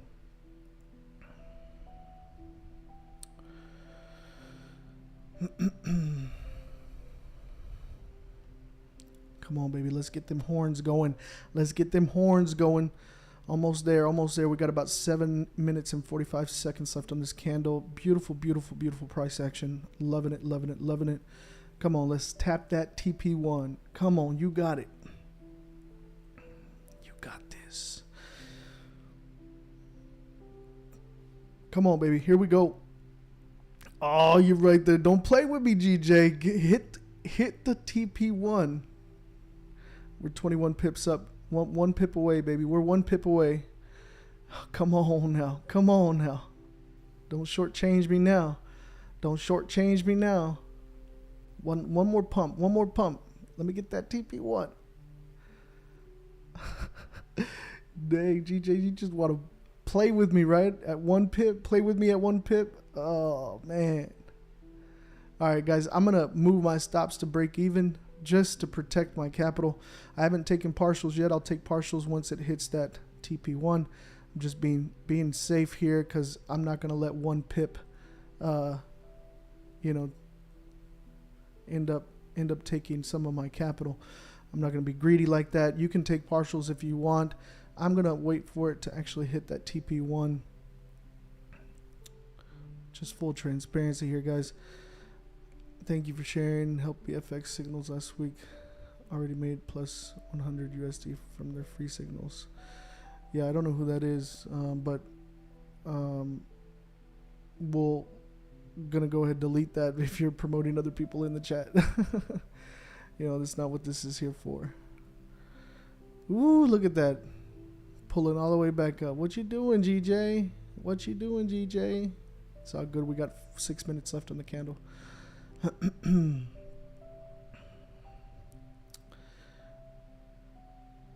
Oh, she's pulling up. She's pulling up. Look at that. You see that?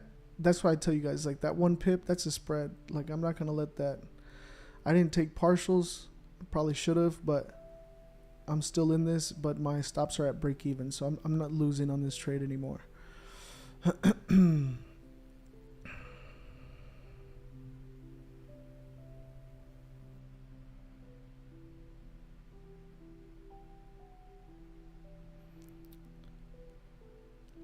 Still in this thing, still in this thing. She's still looking good. Dang, that 1 pip, man. I'm out with profit. Nice. Congrats, congrats. Yeah, if you took profit already, congrats, guys. You know, just gonna keep watching this, waiting for that movement to the downside. I mean, we were 1 pip away, and she's been doing that lately, like a couple of pips away, and it's like she knows where my TP's at.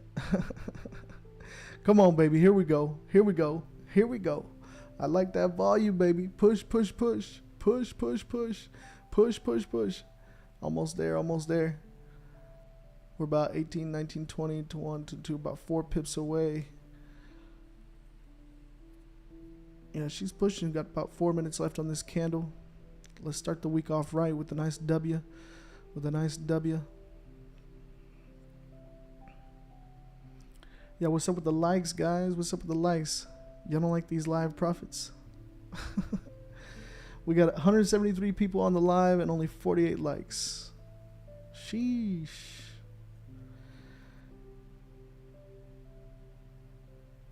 Come on, baby. We're up about 16, 17 pips.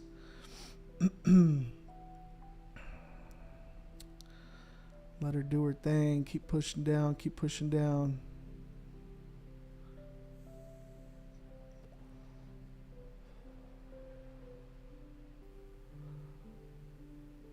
Right? Yeah.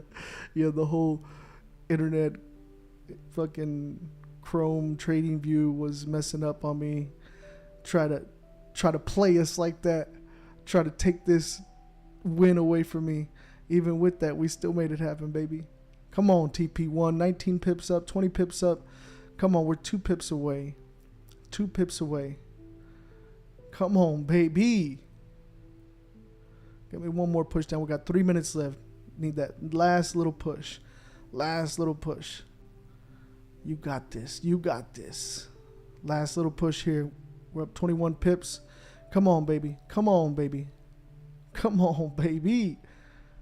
1 pip. 1 pip. You got this. Let's hear it. Let's hear it. Where we at? Where we at? Come on, baby. We want to hear the horns. Oh, we're like 0.02 pips away from... Come on. It's at 165.964. It's like... It's literally there. It's literally there.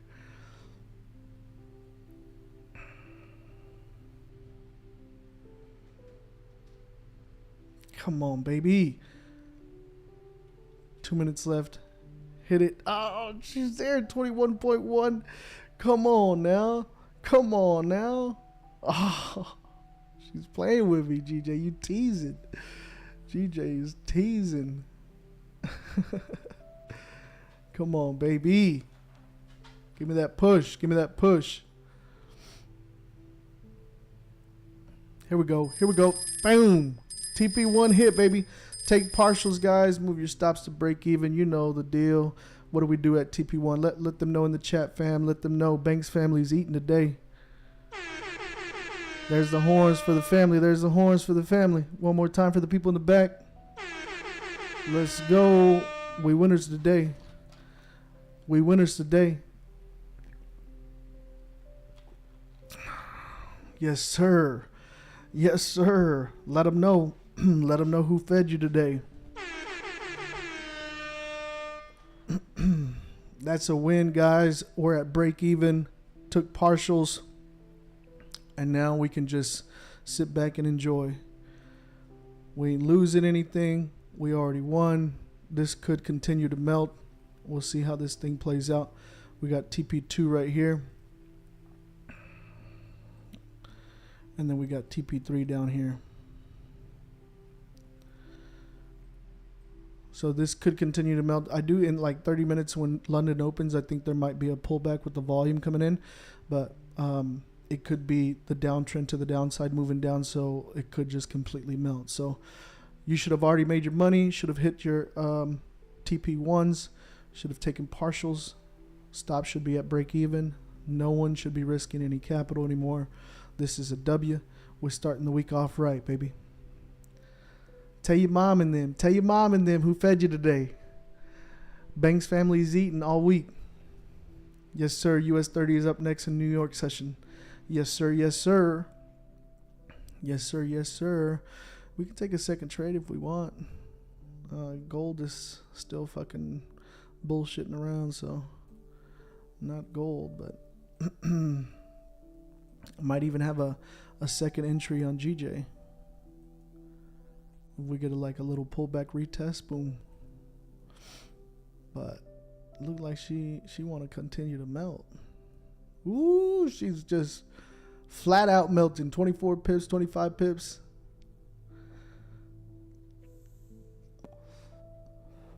Now for New York, we're gonna go live at around 7:30 Central Standard Time. So it's like an hour before NYSE. An hour before NYSE open. Look at GJ, 27, 28 pips. Who's eating today? Can I get some likes, guys? We got 168, 170 people on here, only 70 likes. Let me see them likes. Who ate today? Can you guys comment in the chat if you ate today? Did LB feed you today? Who's new and made some money today? I want to know who's eating. Who's out here eating? Huh? Who's out here eating? Yes, sir. I jumped back in GJ. You gambler, J Smith. You gambler. Yes, sir. Yes, sir. Pips, baby. Yes, I ate. I am eating good. Nice. That's what I like to see. Feeding the family today, baby.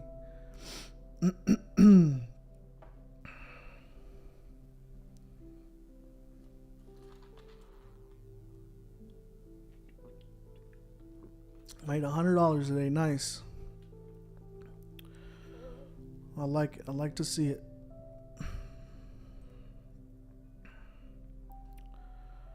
I am eating just a break and retest. Nice.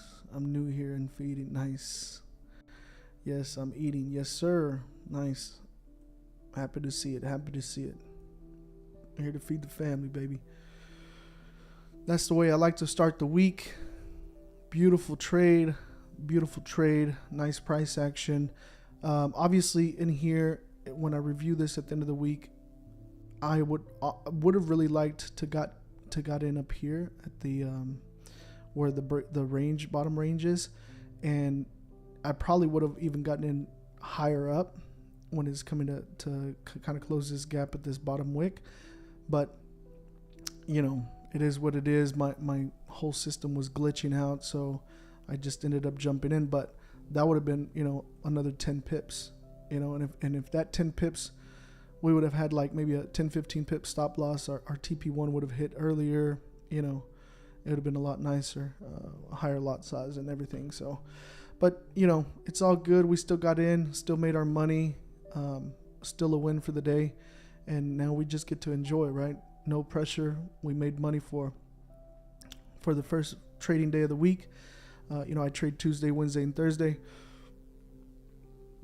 And I'm going to be live this week, 12 a.m. Central Standard Time to 4 a.m. Central Standard Time. So if you guys want to eat, make sure you guys come back. And we'll do this again tomorrow. Right now, I'm just watching this. I have a small runner on this, letting it run. And, you know, seeing if there's another setup, if there's a re-entry, if we get a retest up here in this area of this broken level, you know, maybe we can jump back in there. We got about 27 minutes before London opens. From Bali, what broker to use? I'm using Hugo's Way right now, guys. Hugo's Way. But I don't like to, I'm not promoting them or anything like that. So, you know, trade at your own risk, use your own brokers. But I am using Hugo's Way right now. Yeah, that was a really nice trade. Threw a 50 lot on that beach.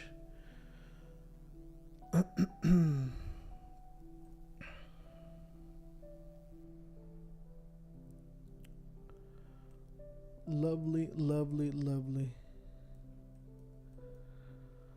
Yeah, she still looks good, man. I mean, this thing is, like I told you guys, I felt like the pre-market was going to take out this liquidity down here of this low. You know, the people that were in buys putting stops below here before London opens up to either give us that initial volume or a pullback before the continuation if it's going to be headed to the downside.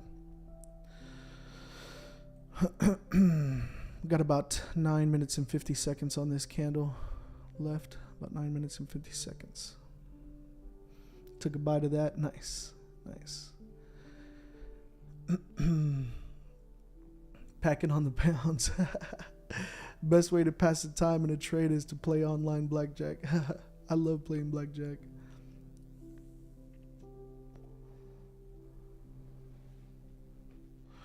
I love playing blackjack, but I actually got a after this session I'm meeting with the app developer, man. I've been working on developing an app for you guys for all the education stuff, all the videos, all the breakdowns, analysis, signals, one-on-ones, live sessions, all of that. So hopefully I get that released pretty soon.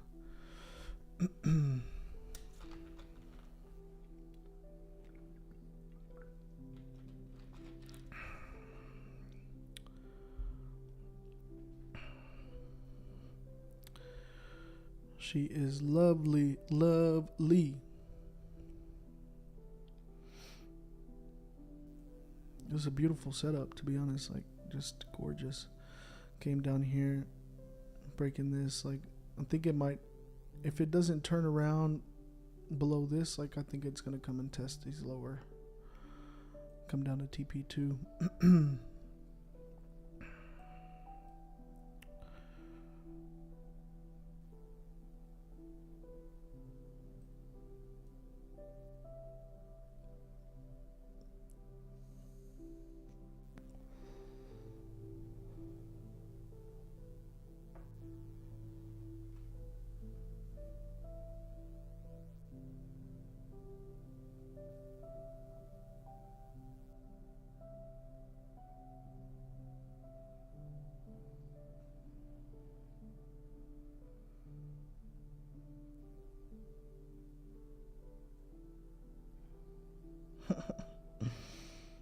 It's funny. Look at GU.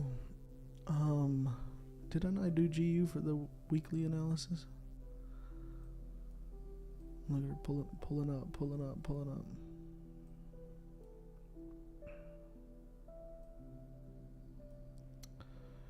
Yeah, for gold, I would consider it within the session, right?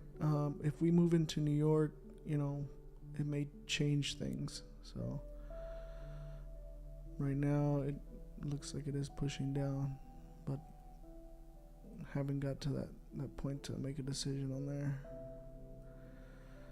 there. Everyone should just have a runner on this thing. Stops at break even. Should have taken some profits already. No one should be losing any money on this.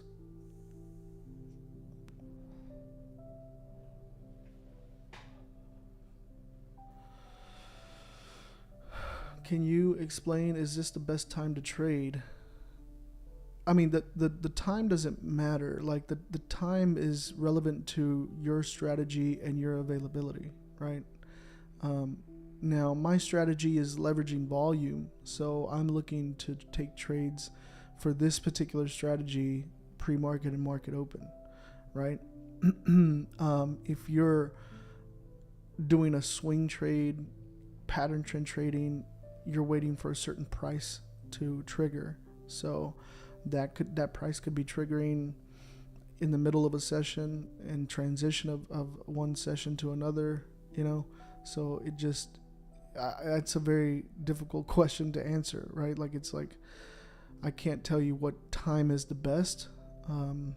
I can tell you that for this strategy that I'm using, the best times is going to be pre-market and market open, primarily for London or New York session, right? Because it's when you're going to get most of the volume in.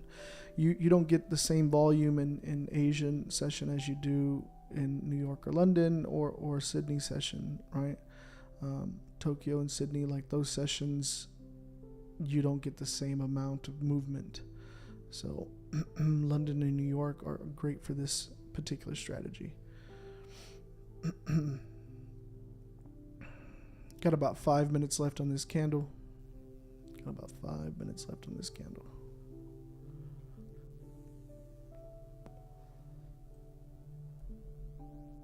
We're just watching at this point, guys. Just looking to see if this is gonna continue pumping out some funds for us.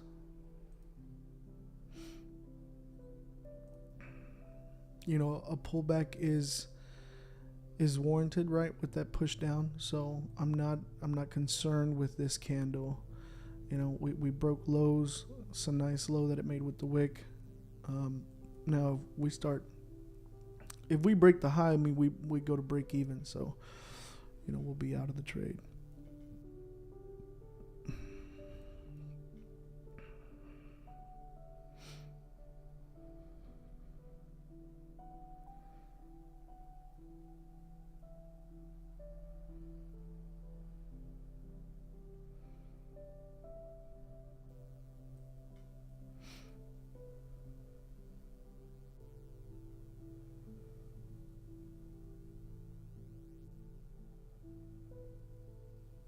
Yeah, if you missed this entry, guys, I wouldn't be entering here shooting for TP2. Like, if you missed this here, you missed it. Like, when I got in, you guys had opportunity to get in at a better price. Like, you could have got in, but if you missed it, you missed it. Don't chase trades, guys. That is not a good quality as a trader. If you're really trying to make this something serious and something that's gonna pay you out and stuff, like, chasing trades will have you on the losing end. You may get lucky here and there, but luck runs out. We're not trying to gamble here. I'm not gambling here. I'm methodically executing a strategy to make money, right? This is my primary source of income. This is what's making me my money. So TP3, if it goes all the way, it's about 85 pips from my entry.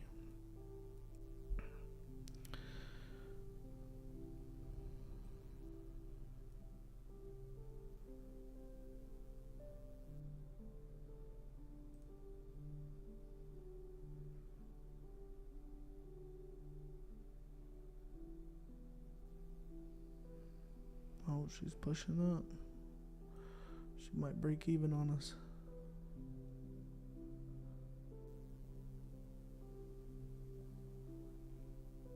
We got about 15, 16, 17 minutes before London Open.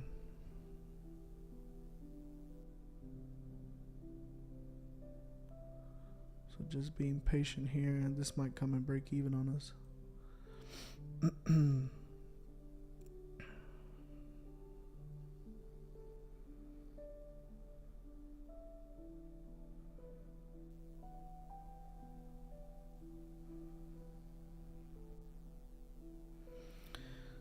The potential sell line, where did the line come from? Well, the line came from my top-down analysis and the range here. When I'm looking, when I started analyzing this, it was 12 o'clock, right? So it was right around here, and below here, there's nice price action here to the left. Nice price action to the left.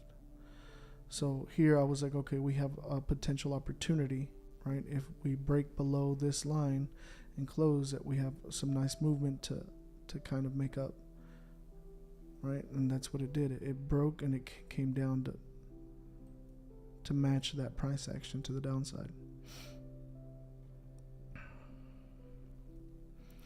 Yeah, if you guys have questions on those analysis and the analysis, like I would go back and watch the live video afterwards. You know, you guys can always see that on my YouTube channel. And she's getting close.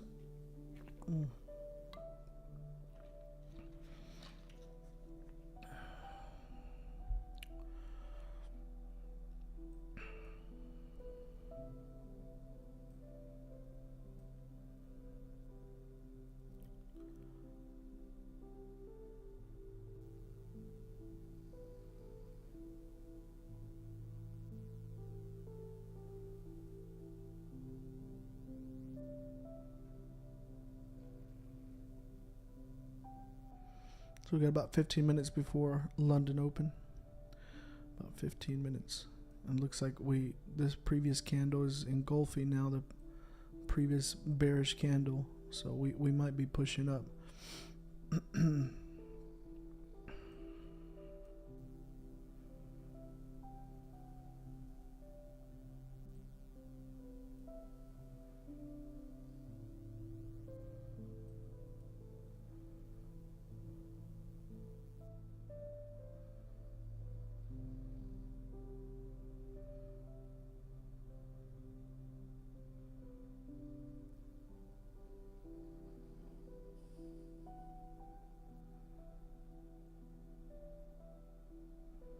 Yeah, there she goes. She just broke even. The runner broke even on this, but we did take nice 27 pips. Nice. Watch it. Just tap that and then push all the way down. That'd be funny.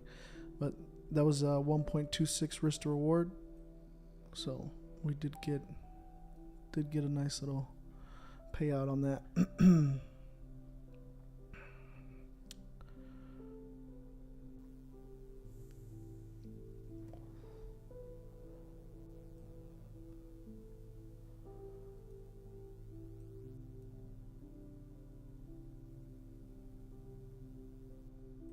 See what gold is doing. Gold is pumping up now.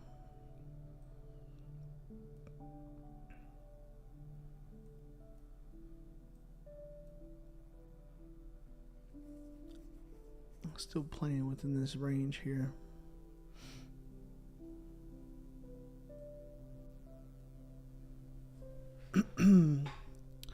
We got about 2 hours and 13 minutes left on the stream. So right now we're just kind of watching price. We've already taken our first win. First win of the day, first win of the week. This one right here hit TP1. And we're just waiting now. There could be a potential re-entry here, but I kind of want to wait to see London Open, because London could give it volume to push up even higher, right? So I wouldn't look for a re-entry just now. I'd wait probably for for this candle to close. See how it closes. See, it could go higher. And now the price action is a little different, right? We have our support right here, and we have levels up here and up here, but the price action is not solid here. It kind of stalled out right there.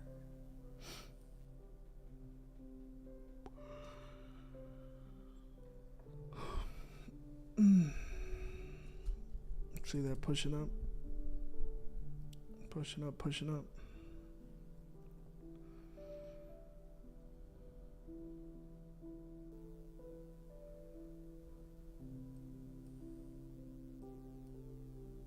Look at that. Look at that. Look at that.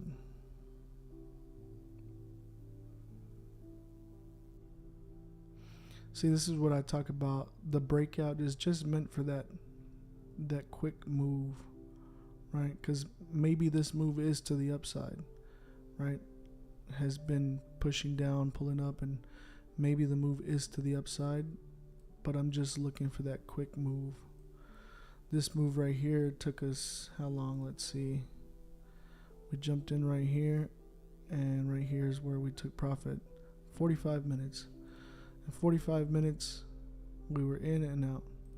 The stream is 4 hours, but 45 minutes is when we're actually trading, right? Yeah, and the 4 hour, guys, I'm not looking at the 4 hour because that's a higher time frame, and that's if I was like trading this on a longer time frame. You understand? I'm just on the stream for 4 hours, looking for a trade to get in and out within that amount of time, right? The 4 hour time frame could tell me something completely different. Could be something that I'm holding for intraday or for, you know, a swing trade. Made my 2% today before London Open. This is a great day. Nice. Congratulations, King. Congratulations.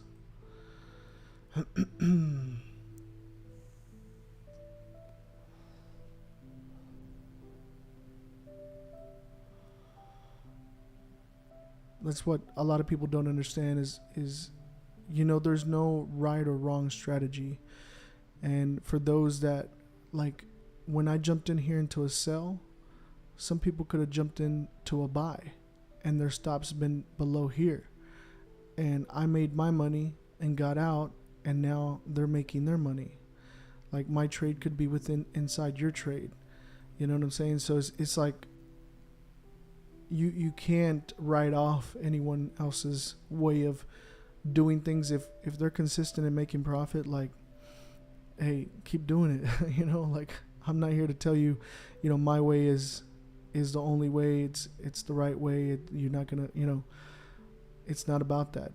I'm just here sharing what I'm doing because I'm trading, trying to pull money out of the market, you know, to feed my family and to make my money. So at the end of the day, whatever you need to do to make your money, do that, right?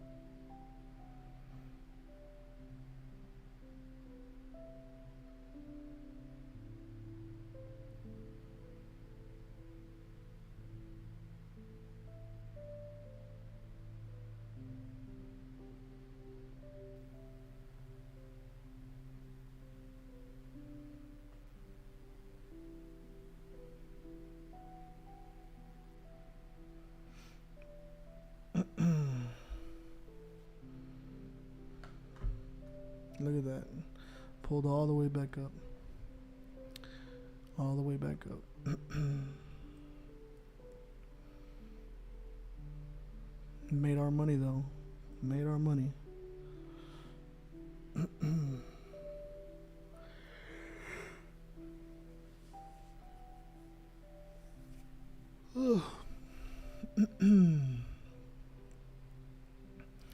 now I'm not really looking for an active trade right now. We're just watching price develop. I don't think we'll have a setup here because this is really moving. We got about 7 minutes before London opens, so see what gold looks like. Yeah, gold is pushing up as well. Jay Smith says, I'm in GJ buys. Nice, you playing both fields.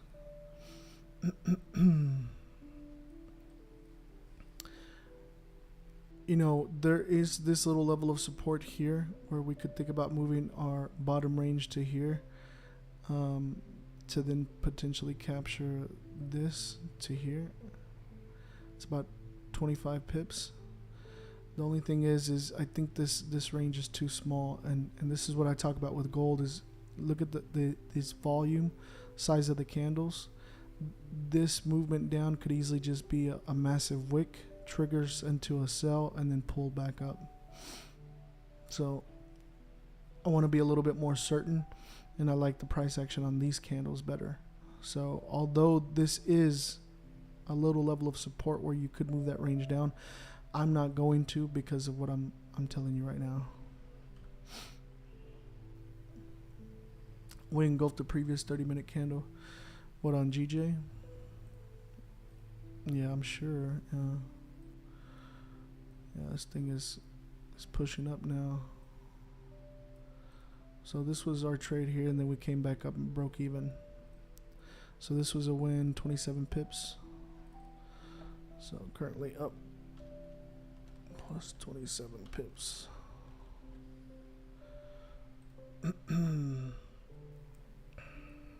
And you don't have to take another trade, guys. Like, one trade a day is fine. Like, you understand the market gives unlimited opportunities. Like, it's always going to give more and more opportunities. So don't feel like you need to make all the money you need in one day, one session, look, quick little trade in and out, you're good. Think the markets come back tomorrow.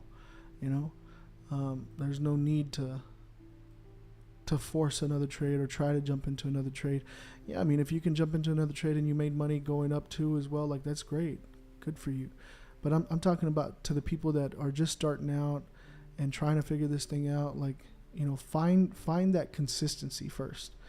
Find a way to consistently make money, and once you do that, then you can start tinkering with other things.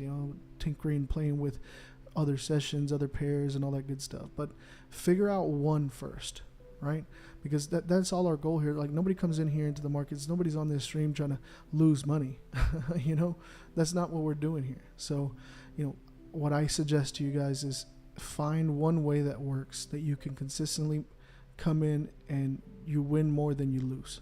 If you can do that, then aside of that, you can start to develop other strategies, look at other pairs, look at other sessions, and all that good stuff. But find one way first that makes you money. Look at this massive candle. Wow. And that's right before London Open. We got 3.5 minutes before London Open.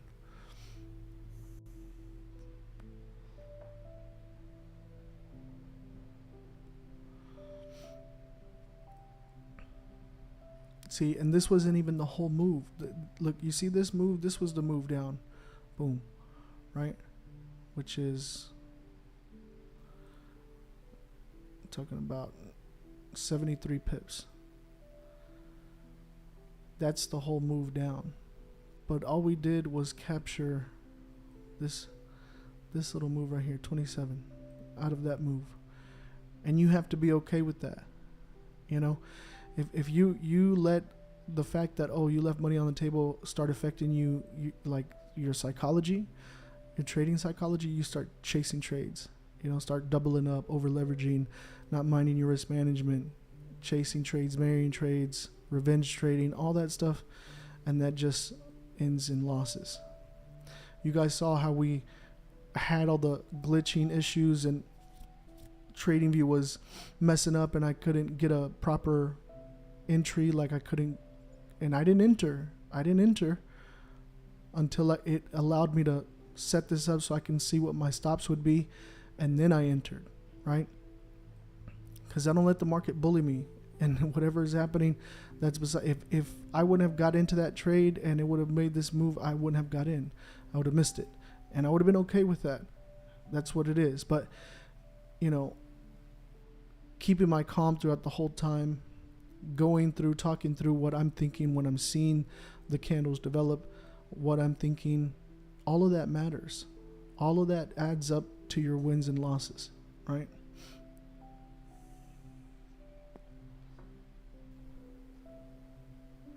Now she's way up. She's way, way up.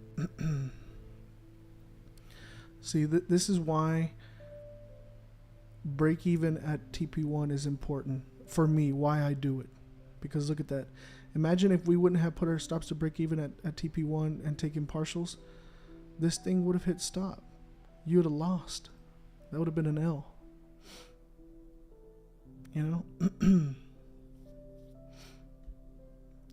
Hopefully you guys are gaining some kind of value. You guys are understanding the markets a little bit more, you know, being able to read price action a little bit better, enjoying the stream, made some money hopefully. You know, that's what we're here for.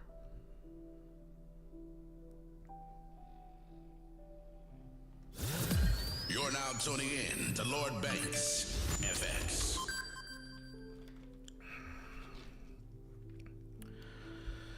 Did you ever use to trade the trendline breakout strategy? Yeah. So the trendline strategy, usually I do the weekly analysis based on trend lines. All my whole watch list is gone, but I'll have to fix that later. Anyways, yeah, but that's not what, for this particular strategy, for the live session, I'm doing one certain thing, and that's not based on the trend line breakout strategy. It's not what I'm looking at.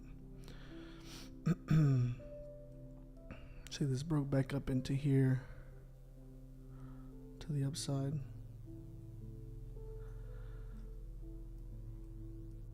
And we got London Open happening now. So it is 8 a.m. in London. London's opening up. Bank's opening up in an hour. So we'll probably start seeing that push to the upside. We might get something like this. Maybe it comes up a bit more before it pulls back, before it continues to the upside, or may already be pulling back.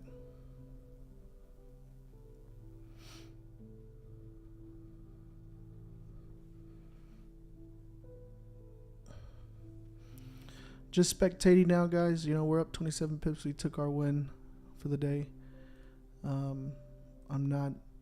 If an opportunity presents itself, I'll jump in, but I'm not actively looking, just being patient, watching.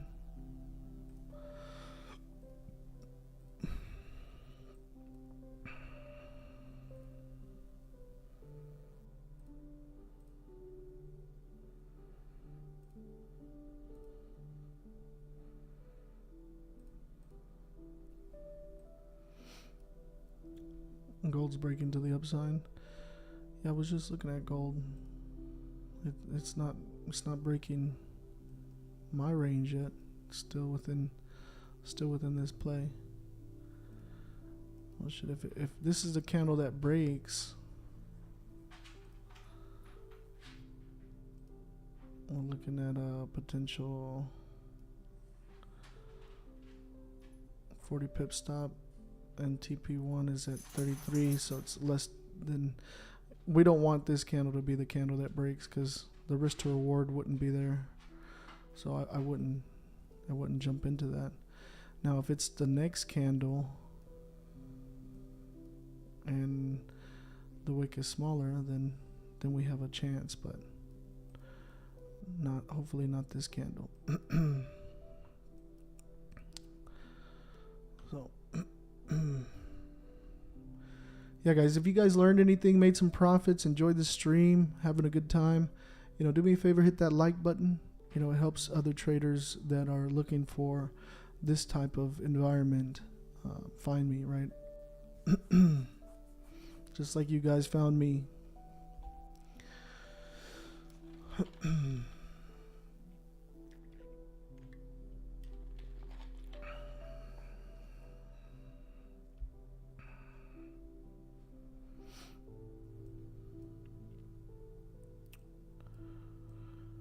you're talking about the buys and the sells on Trading View. When you use Trading View, look, there's tools that you can use, right? And these are my favorites. So this one's called long position. If I'm looking for potential buys, you use this, and then you can adjust your stops and your targets, right? And it'll tell you risk to reward, how many pips, whatever. And if you're looking to take shorts, you use this one right here that says short position, and that right there will put it the other way, right? That's the tool I think you're talking about. But if you're looking for something to help you with calculating your risk, your lot sizes, and all that good stuff, there's an app in the App Store that's really good. It's called Stinu, STINU. And that right there, you put your account balance, what percentage you're looking to risk, and what the pip stop loss is. So whenever you calculate a move here and say, okay, it's going to be a 20 pip risk, you put in, okay, I'm going to risk 1% of my account. I have $1,000 in my account, and the pip risk is 20 pips. And then it'll spit out, okay, this is the lot size you should use. It's a really good tool to use, especially, if you are just trying to get better at risk management and using appropriate lot sizes. It's called Stinu. Let me write it out here.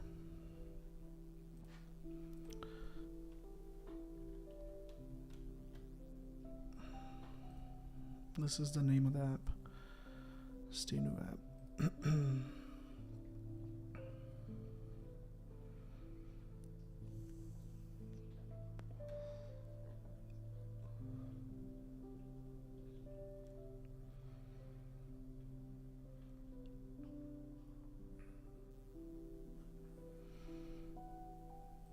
Yo, look at GJ.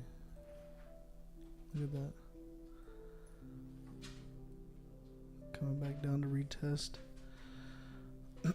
So maybe it didn't push back up, but look, here's what I was talking about. It's going to come back down to retest, and it's probably going to continue up just because of the volume of the session. I wouldn't be surprised.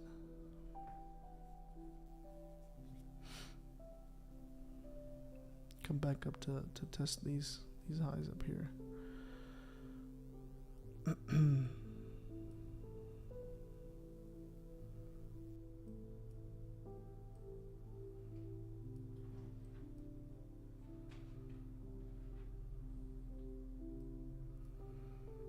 wonder what this is right here. It's about 35 pips. Just love the bags that we making. How long did it take for you to understand trading? Oh man, I've been trading since 2014, and I still don't, I consider myself a student of the game. There's always things that I'm learning.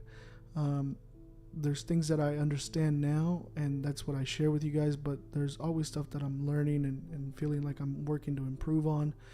I don't consider myself a master of this. I don't think anyone should. I think at the end of the day, you're always going to be learning and improving and tweaking and working to improve. But when I started trading, the first 2 years were pretty rough, and then after then, it's because what you have to understand is to get good at trading, it's not just one strategy or one pair or one session or one way to think about things. It's the culmination of all of those things, right? You can't have a decent strategy and not follow risk management and expect to win. You can't follow risk management and not have a decent strategy and expect to win. You can't have a decent strategy, follow risk management, and have horrible trading psychology and expect to win. It's all of the things that you need to incrementally improve upon for you to get to that point where you're consistent, right?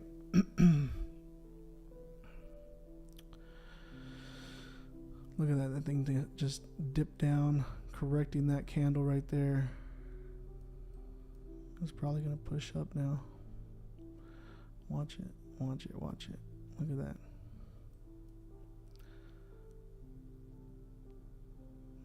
It's probably a break and retest on a smaller time frame. Look at that. Break, retest.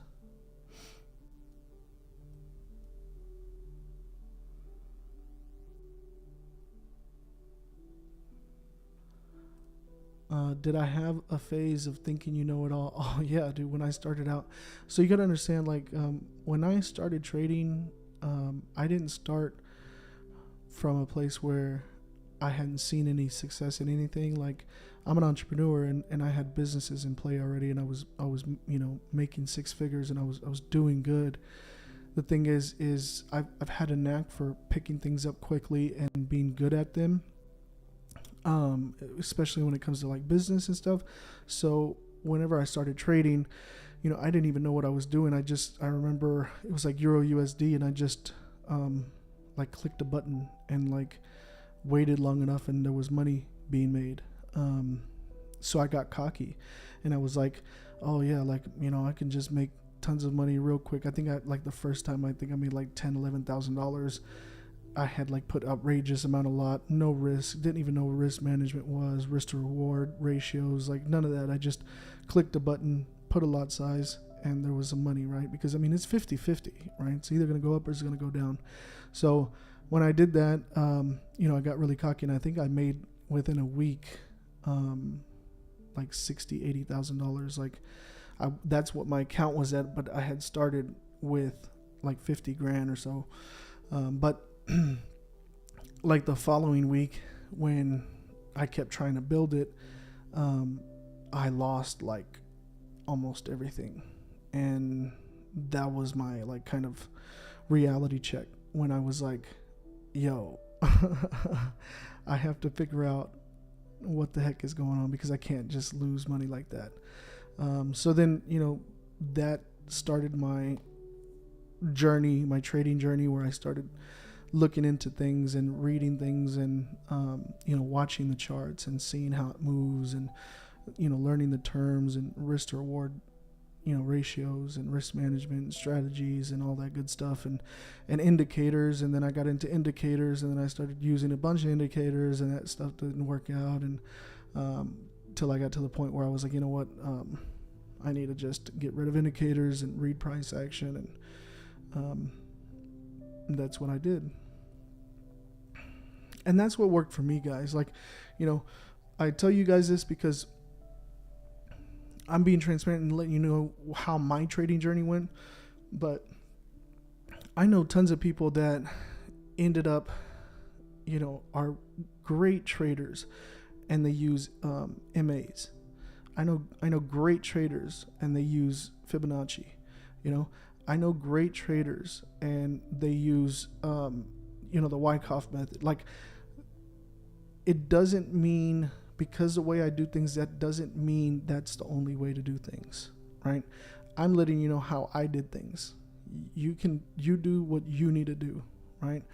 Now, if that means watching this stream and picking up pieces and creating your own way of doing things, do that, because that's when you become more knowledgeable in your skill, in your personality, in your uniqueness, and begin to become consistent. Because you can't just do exactly what I'm doing and have it work exactly for you, because you're not me, right? You can take some of this stuff and begin to tweak it to work for you, and that's what becomes your strategy, right? Because like the breakout thing is not brand new. The trading's been around for a very long time. So breakout is not new, but the way I execute it and what I look for and the way I interpret it and do things, that is mine. That's how I do it. Once you get to a point that you start finding ways to tweak what you see to work for you and your personality and your uniqueness, that's when you start seeing exponential growth, right? because you're no longer just doing something because you're told to do something. You're doing something because you understand something about the market and yourself and how it correlates, right? And that's something I talk about a lot of times is one of the most underrated characteristics and skills in this game is that trading psychology, which is all mental for you, right? It's all mental. It's nothing about this. There is a skill to this, but there's also your mind that if you're operating a certain way mentally, you're going to see certain things on the chart that may or may not exist, right? The market will always correct you, though. Oh, yeah, 100%. 100%. The market will humble you real quick. Trust me, I've been there. Look, the market is the beast that nobody can tame or beat. That's not what I've come to terms with that. For me, I just come in and I'm just trying to look. The market is like the pie, and I'm not even trying to get a slice. I'm just trying to get some crumbs. These little crumbs right here, they'll feed you. Trust me. You keep coming back and getting enough, they're going to feed you. But you don't operate in a sense of you're trying to get the whole pie, get the whole slice. You do that, the market will humble you real quick. Great questions. Yeah. CJ says, the music make me feel some kind of way I never felt before. You like that elevator music? That's funny. King says, wise words, keep up this good work, and you are going to have 100,000 subs soon. Yeah, and I don't really do it for the number of the subs and stuff, but I just feel like what I do and the way I do it is missing from this industry. I see a lot of flashy people flashing stacks of cash and cars and trying to sell you a dream. And all I'm doing is just trying to trade, man. I'm just trying to trade and share with you guys how I trade.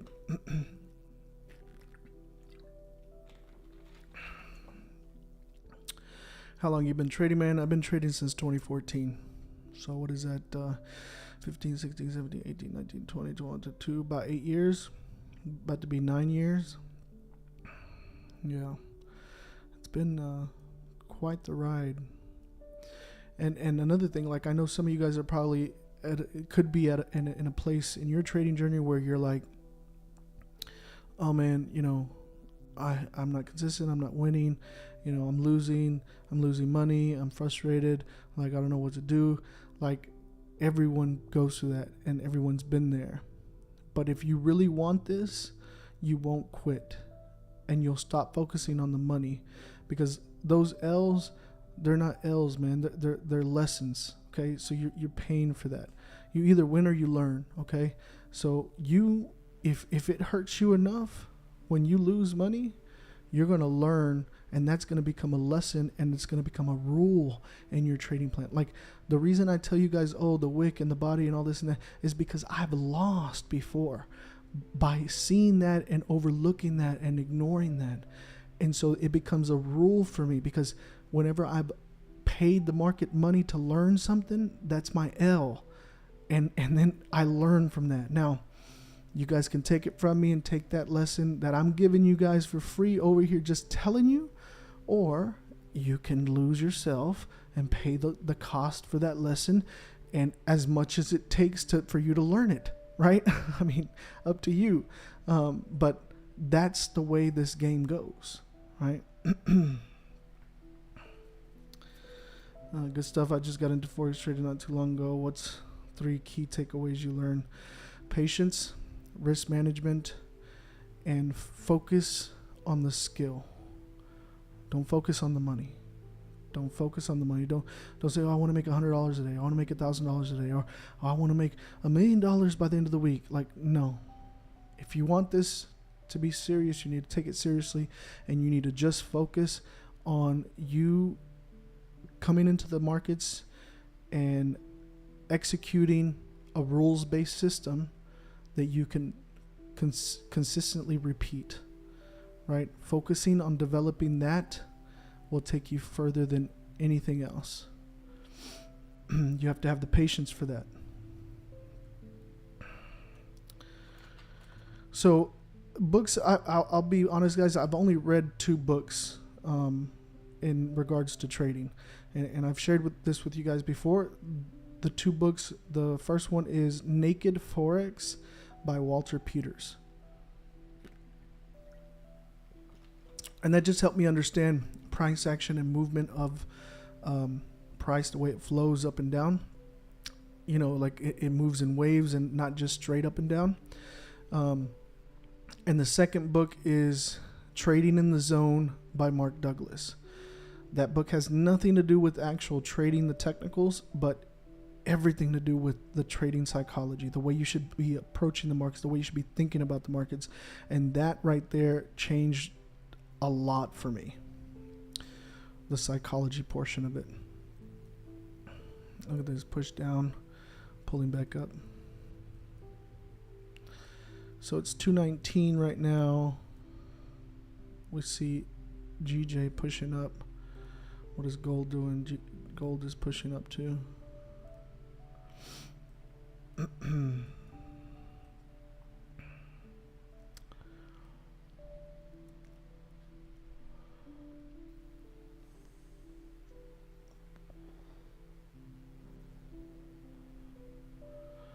Yeah, most welcome, most welcome. Yeah, and if you're completely brand new, newbies that you don't even understand what's going on here or the terminologies, if you click on the link in my bio, there's a free newbie course where I get you to the point to where you can actually take a trade. You know, explaining the brokers and the way it works, the terms, giving you a term sheet, definitions, and all that good stuff, so you can understand what's happening. I know a lot of people look for that entry level like type of information, and they end up in courses where people are already trying to teach them strategies and lingo that they don't even understand. So if you go to the link in my bio, the link tree, it's a free mini course. You just click on it, sign up for it. It's completely free. It'll get you to the point where you understand what's happening. Yeah, so I trade currency, commodities, and indices. So currency, GJ, commodities, gold, and indices, US 30 and NAS 100 is what I primarily focus on.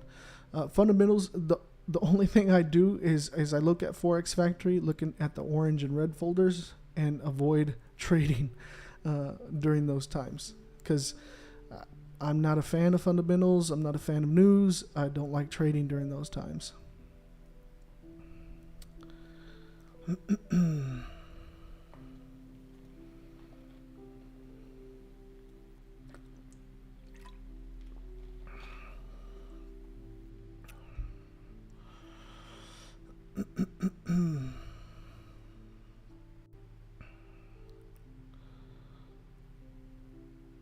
Look at this nice volume coming into the market.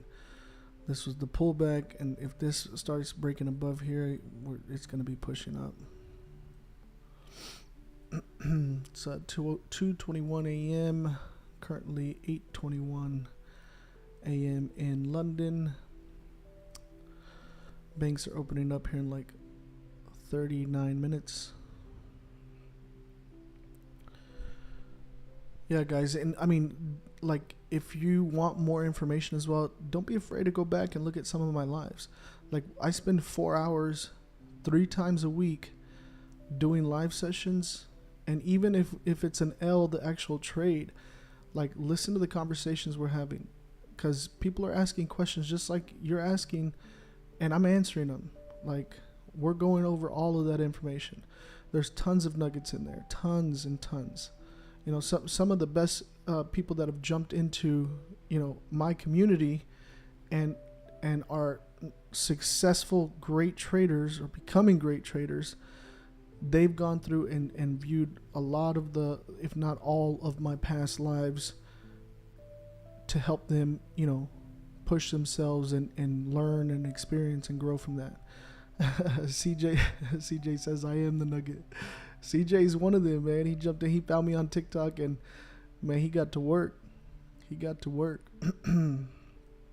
But that's just proof that, you know, you can go in there, absorb the information. You know, I'm not sitting on the lives, you know, selling you things and taking you through, a whole 10-15 minutes of selling you a dream or showing you fancy things, trying to show off things. Like, we're here to trade, I don't know, bro. The wind doing something to me today. Have any of your students passed FTMO with your teaching strategy? Would that be possible? It is. The only thing is you have to tweak the strategy for the percentage parameters and the goals. Okay, that's one of the big things. I would be careful to use normal risk parameters. Like if you have your daily limit loss or whatever at like 5%, you got to understand that's all you can lose. I wouldn't be risking 5% on a trade, right? I wouldn't even be risking 1% on that trade. Hi Lord Banks, I was waiting for your live for so long you don't even know. Good to see you again. Yes sir, I'm back. I was back last week too. I did I think 2 lives.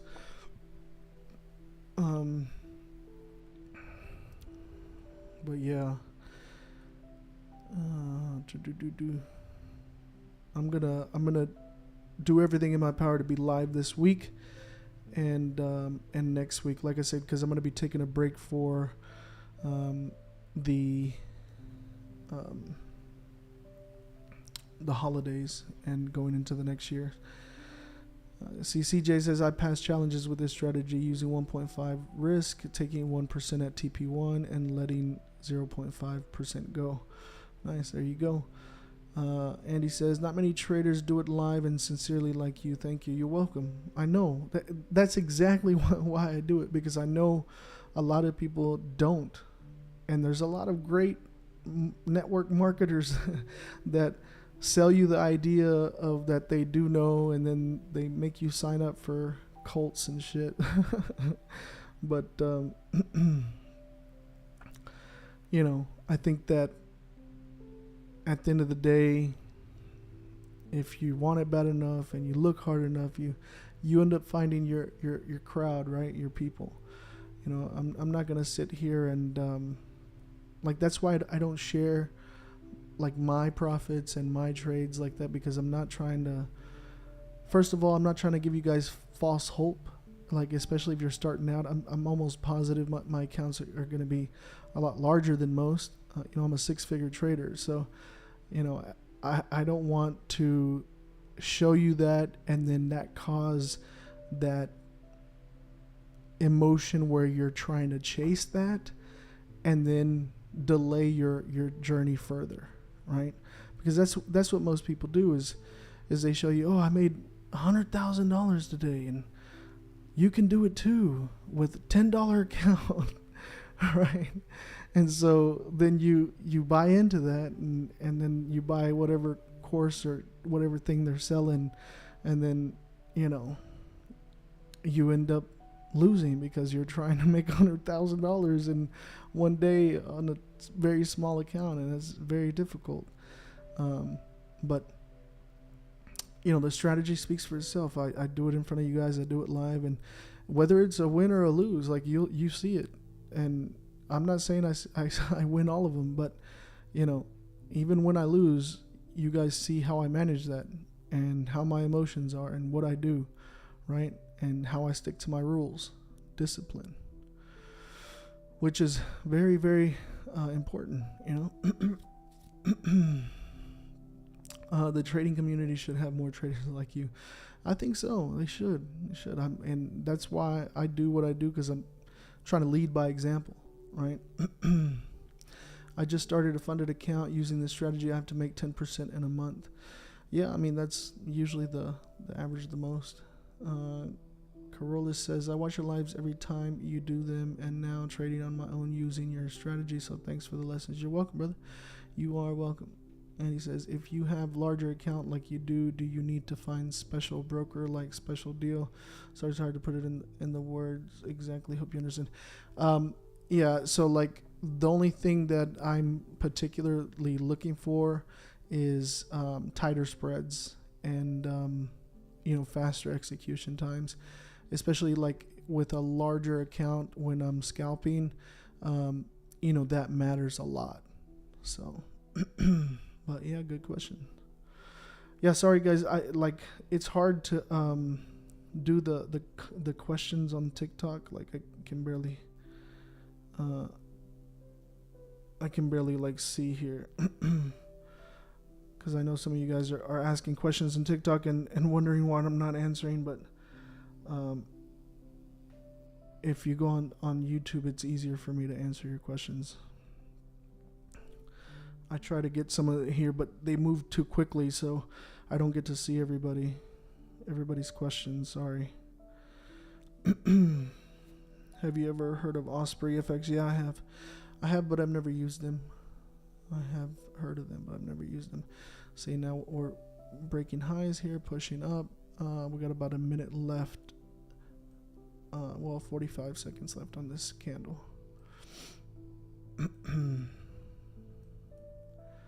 And that push-up pullback was here, push-up pullback. And there it goes. Off to the races, off to the races. I don't use any indicators, straight price action. What you see on the chart is what I marked up so you guys can see what I'm visually looking at.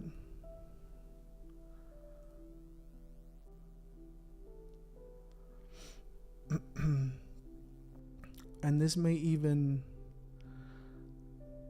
trigger the buy here. This is still valid if it goes up to the buy. So maybe we take a buy here. You guys want to take another trade? What time is it? 2:30. Yeah, we got some time. Let's see how this candle plays out.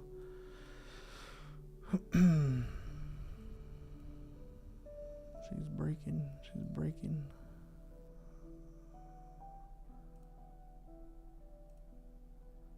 See what gold is doing.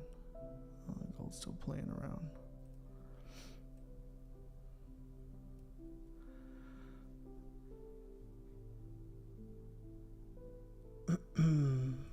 Yeah, I wouldn't use your full no more risk, especially if we're already up. You got to take care of remember, rule number 1, protect account capital. Rule number 2, don't lose money. That's all you need to know.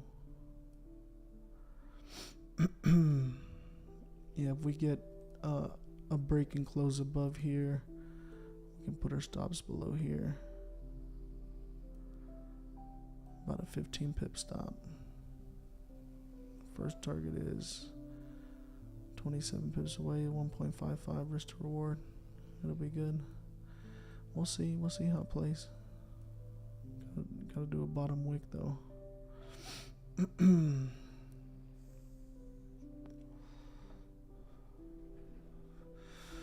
Do you trade breakouts when volume is high? I trade breakouts during the live session that I do here for you guys on London, and I'm leveraging pre-market and market open volume. So I have like 10 other strategies, but for this time frame that I'm streaming, this is the best strategy to use. Because I have to do the analysis, mark it up, wait for price to trigger, enter the trade, manage the trade, and take profits all within that time frame. So in order for me to accomplish that, it's a 4-hour time frame. So I'm trading on the 15-minute chart, and I'm trading this strategy because this is the best one to use for a quick scalp.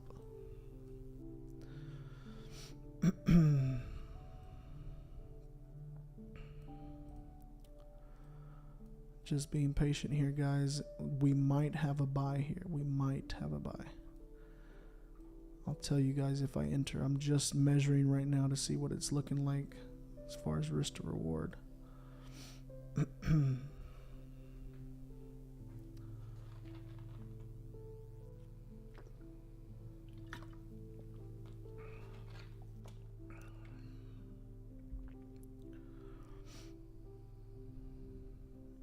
If you're just joining us, guys, we already took our first trade over here with GJ, 27 pips, secured that, hit TP1, came back and broke even on our runner.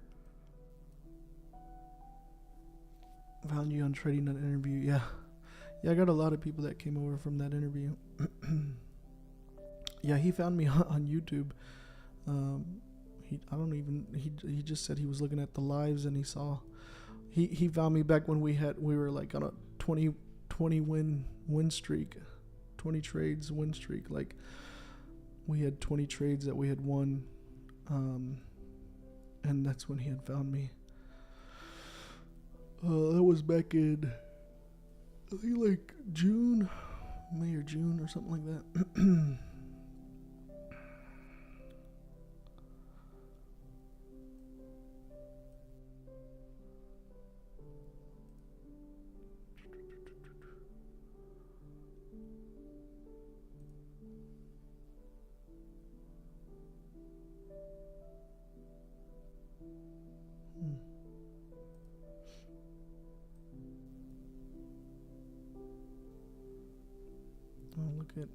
Let's look at gold.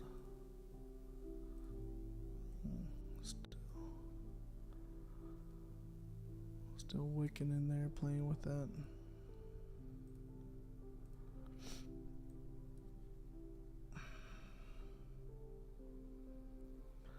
Would that be possible to be professional athlete besides full-time trading? I mean, I don't see why not. I mean, if you have the time and you can make the time.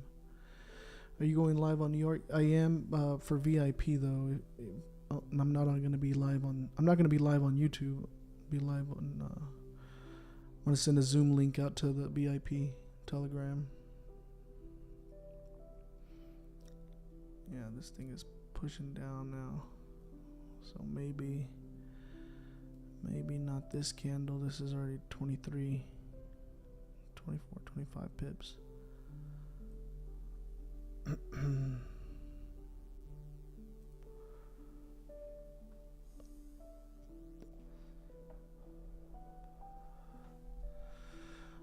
Volume comes in pre-market and market open. So pre-market is an hour before market open, and then when the market opens at 8 a.m. London time, that's when you see more volume coming into. We're gonna get a fire move on US 30 today. Yes sir. Yes sir. Quick and easy, man. That US 30, we scalp it on the 1 minute and we're in and out in like 7 minutes. We make our money quick.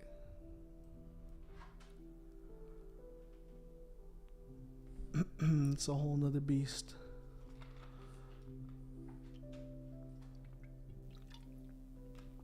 Hello, it's been a long time since I've been here. Good to be back. Welcome back, brother. Welcome back.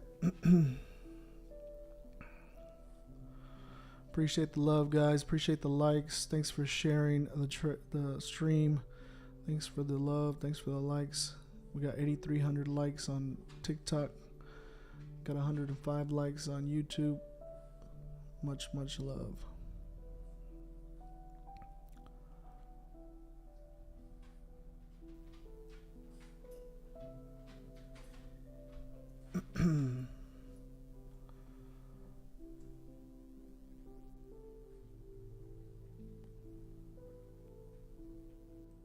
Got about 7 minutes and 45 seconds on this candle. Just being patient, waiting. We might have a buy opportunity here. I'm gonna go ahead and remove this stuff.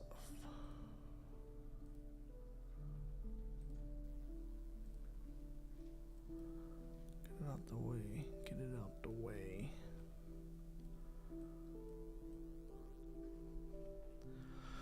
Bro, do you enter trend line breakouts? Not on this strategy. Not on this strategy.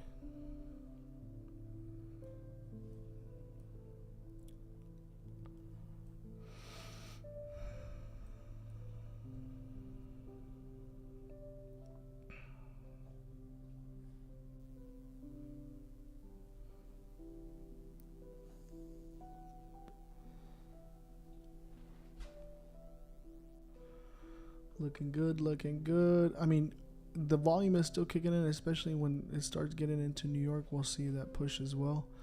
But I want to see if it can actually get up into this area, because if this was the volume here, I mean, look, let's measure this. We're talking about the volume to the upside that it's already had is about 70 pips, right? So it could keep ranging. We'll see what happens.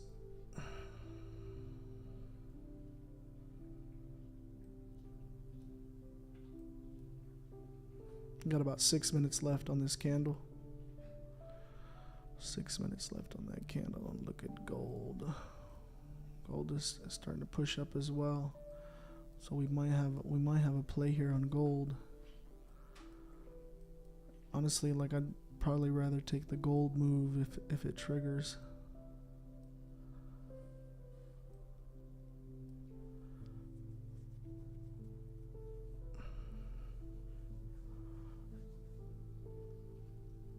Yeah, we already took a win earlier. If you're just joining, guys, welcome to Lord Banks FX. I'm your host, Lord Banks. I live trade Forex, commodities, and indices Tuesday, Wednesday, Thursday, 12 a.m. Central Standard Time. We already took one trade, one win here, hit TP1, 27 pips. We're seeing if there's a second trade for us to take. We already have one in the W column. It's funny how all these wannabe traders making it so complicated and trying to trade discretionary strategies, but real profitable trader here is keeping it so simple and sweet. Yeah, exactly my point, dude. Like, you know why they try to make it extremely complicated, right? Because their secret is in their course. That's why, you know. But trading is not easy, but it's simple. Right, we got 4.5 minutes. Gold is breaking out to the upside here. Let me measure this, see what we're looking at. This would be about 25 pips stop, nice. And first target is about 35 pips, so nice. Might have a chance here on gold, guys. Might have a chance here on gold. And don't get me wrong, like, I have an educational course as well, but that is because it was asked of me, and it goes in depth of like trying to build the foundation of getting to this point to be able to execute this strategy. And it's just one course where in there you have access to that's the only way you can get in my VIP. If you get the course, I have lifetime VIP in there, so you're not paying the recurring fee. And all the updates, like as I'm coming out with new content, new updates to strategies and all that stuff, you'll get access to that. So it's not something you have to keep buying or whatnot. But essentially, it'll be the breakdown of this strategy in one of the videos, and everything else is kind of trying to teach you, especially like if you have bad habits and you don't know which way to go, like. You have to relearn some stuff, you know, the way you should be looking at the market and the way things move. But I have, like I said, I have a bunch of other strategies as well that I don't use here in the live because, well, I don't have that kind of time in here to do the intraday or the swing trading or pattern trend trading and stuff. And that content is in the course. So we have, two opportunities here with GJ and gold coming up. Got 2 minutes and 20 seconds. This is going to be like a 23 pip stop. See where it closes. It's getting close here. Well, gold is this one's pushed back down, so it's not. Gold is not ready just yet. We've got 2 minutes left. Checking both of these because it's literally right at the breakout area. If GJ breaks out and gold doesn't, I'll take the GJ. But it's kind of capping out right here, so We've got a minute and 45 seconds. Let's see what it does. Let's see what it does. Remember, I want to see the candle close above, not just the wick. I want to see the candle close above. I want the body of the candle closed above the line, which is crossing right now. So if it was to close right there, it'd be about a 21 pip stop.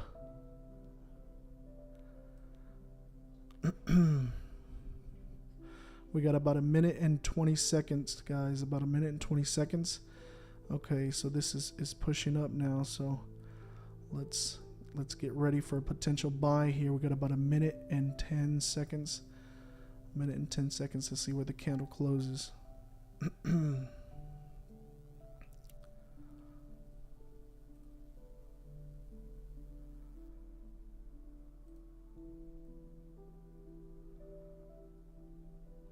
Pulling back. 50 seconds, guys. 50 seconds. Let's quickly see what gold is doing. It's still below. Still below. 38 seconds. GJ's below again, so not jumping into that just yet. Patience, patience. Remember, patience pays, guys. Patience pays.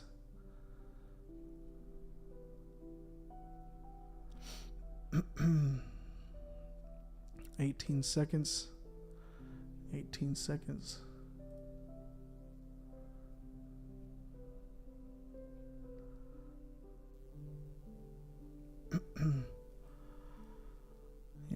You can't jump in too early. You gotta wait for them candles to close. All right, so this is closing now, and it didn't close above, so we're not in.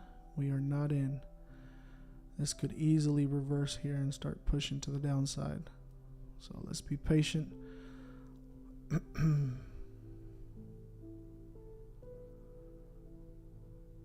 don't want to jump the gun and have stops hit early, you know.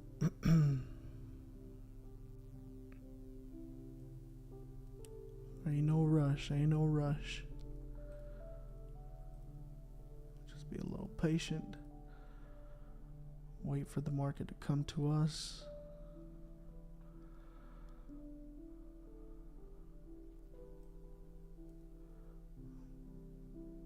Just be patient.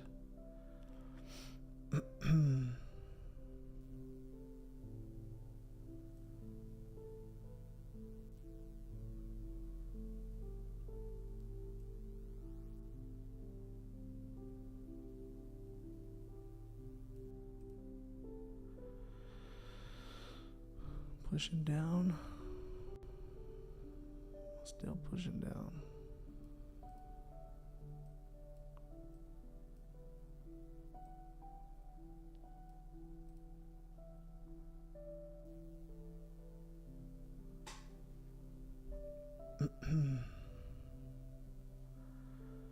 We've got about 13 and a half minutes left on this candle. Remember, we're waiting for candle closure, so we got 13 minutes on the clock, and we also have gold breaking as well. Gold is breaking as well, so it might trigger. We don't have a wick to the downside, which is not that great. Not that great. Yeah, so let's just be patient. We got about 13 minutes. 13 minutes. Let's be patient. Let's see what the market gives us.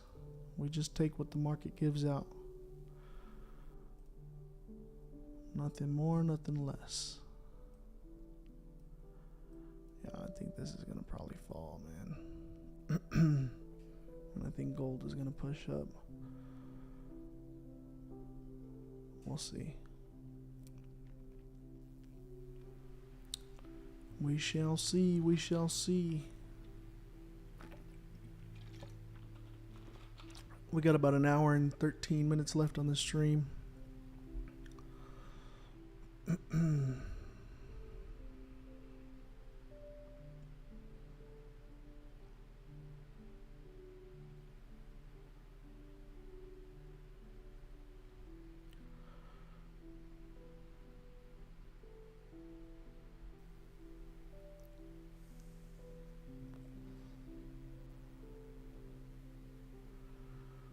Pushing down, pushing down. See that? Look at that. This is why you wait for candle closures. Imagine if we would have got in up here when it was breaking out right here. Massive drawdown, hitting your stops. This is why candle closure is important to me.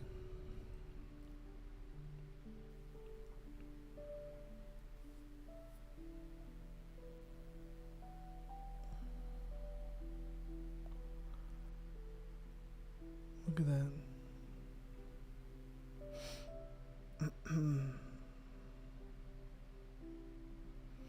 Has no top wick.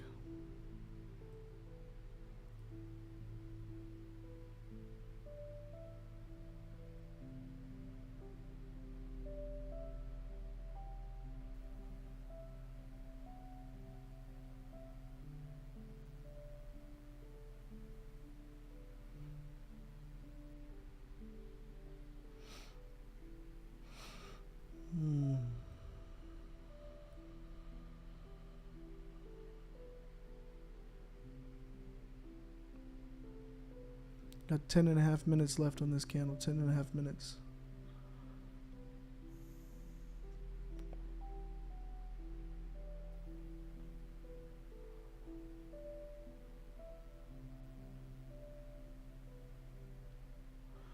Oof, look at it melt, look at it melt.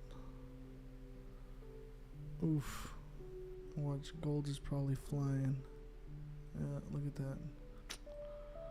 Oh.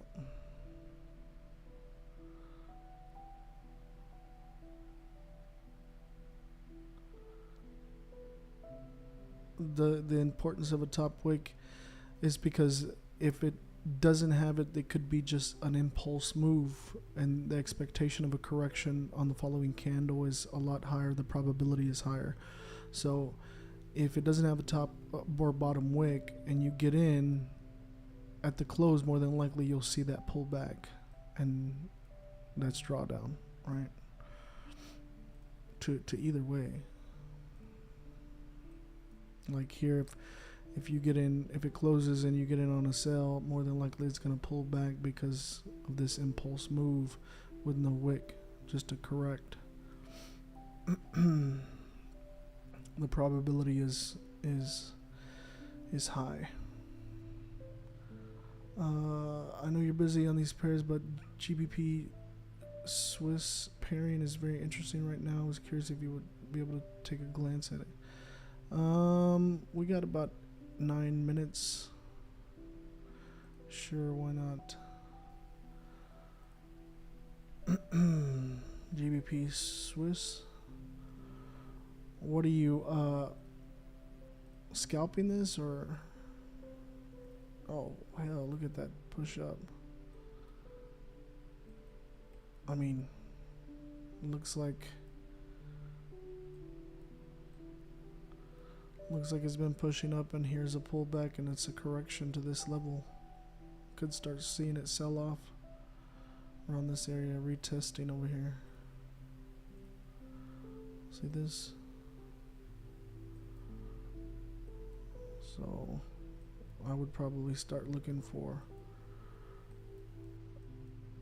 you know, that bearish confirmation. You need to establish a level of support and then break that low before I would sell it. But if not, breaking above here, maybe a break and a retest. If it goes up here, we'll retest and take it up. Or if it fails here, creates a low, comes back to retest to the downside, take a sell. There's GBP Swiss for you real quick. Got about 7.5 minutes left here. 7.5 minutes.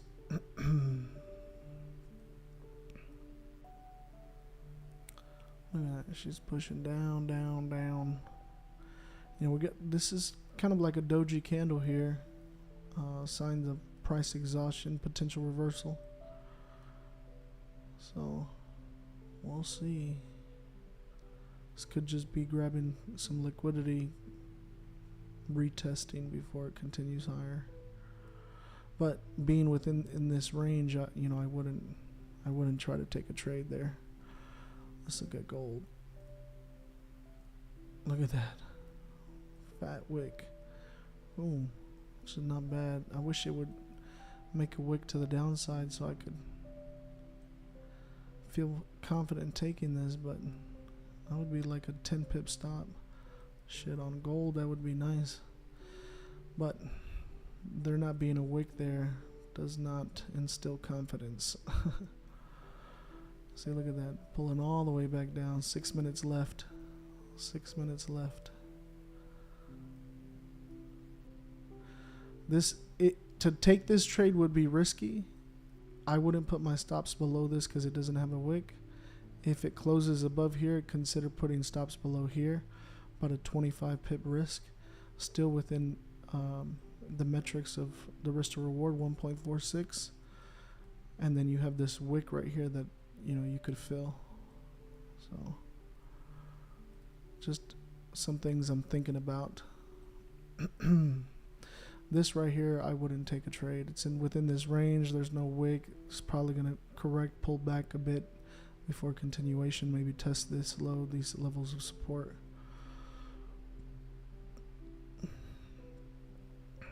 This could have just been triggering the buys that were set here above these and the stop losses on the sales that people took down here. Because people could have taken sells breaking here and then put stops above here, and this literally just came take it out before it continues down. The market moves to take money, right? So if you just look at the structure, ideally, if here's lows, people start taking sells and they put their stops above here, right? And then the people that were thinking buys have buys right above that, breaking above there, taking buys, and look, boom, probably put their stops below the wick or down here, and that's just taking them out. 4 minutes left here, 4 minutes left. This is on the 15-minute time frame, guys. I have it labeled right here, 15-minute chart.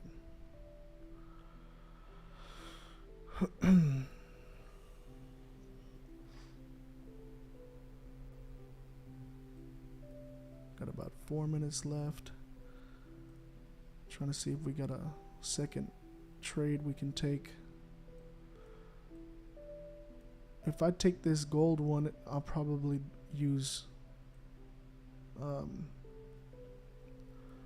like half of my normal risk, especially because I already have a win, and my stops wouldn't be underneath this candle. It'd probably be underneath this wick here.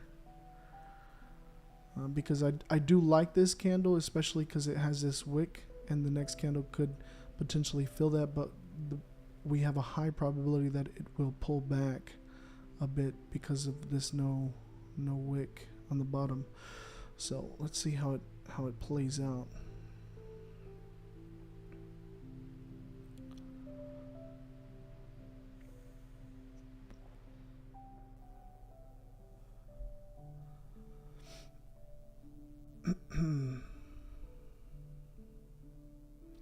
Yeah, thanks for the love, guys. Thanks for the likes. Thanks for sharing the stream. Thanks for joining, for the good questions, keeping it entertaining, keeping me up while I get to trade London session.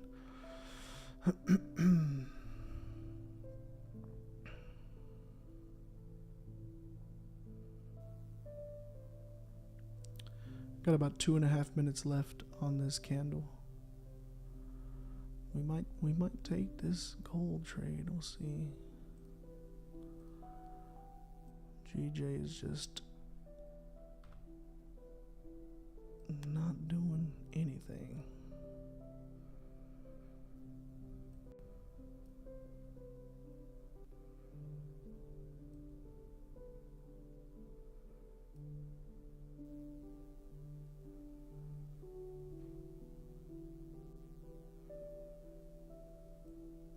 Got a minute and 50 seconds left.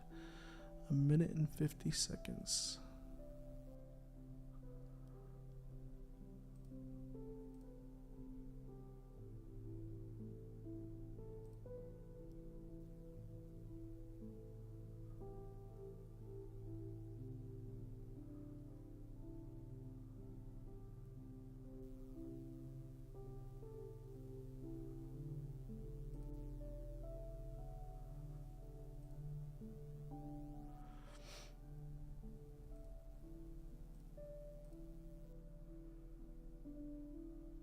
Got about a minute left. About a minute left.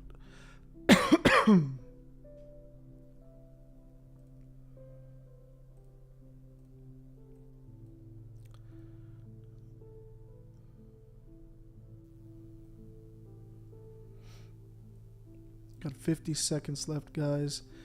Start calculating for about a 25 pip risk on gold. Potentially taking a buy here. Got about 40 seconds left. 40 seconds.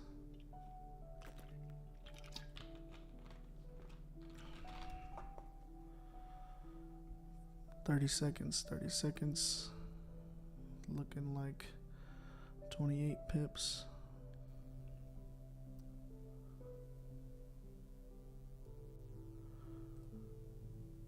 $10 seconds. 10 seconds, guys.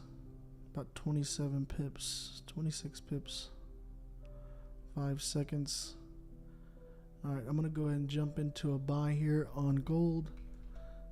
Jumping into a buy on gold. Okay, stops are going to be below here. Alright. And this is going to be about 26.8. So I'm going to buy in gold, guys. I'm going to buy on gold. And my TP1 is going to be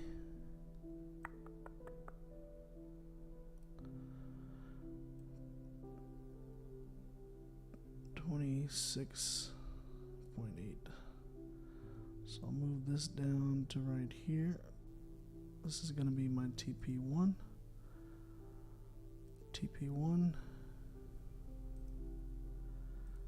And an alert crossing up. TP1.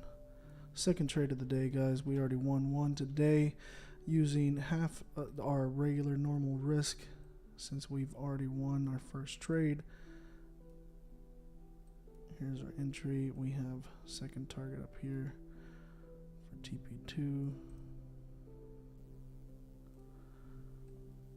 Oh, actually, no. Second target is right here. TP2. This is our third target. Okay. So let me mark out the entries and exits here. Oh, you know what? I didn't.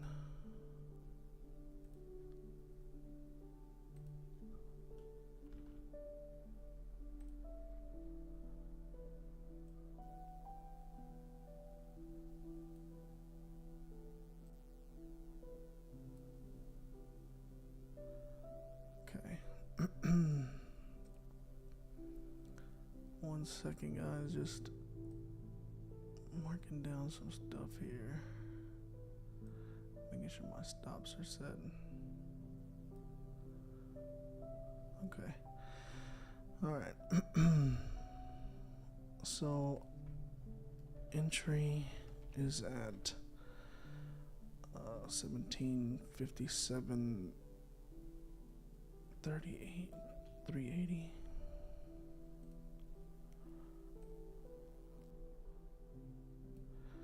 So my entry stop is at 1754, 700. There's the stops.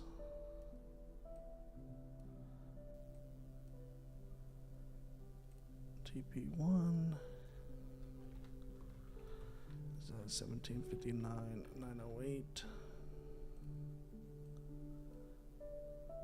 This is for the gold chart. Gold, gold, gold.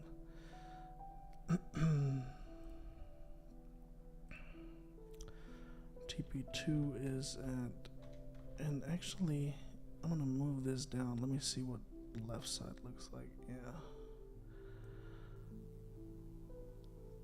To the top of these wicks is good. And this one, I'm gonna move down to right there. Yeah.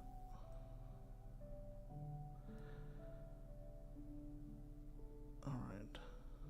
So TP1, TP2. TP2 is at 1762.082.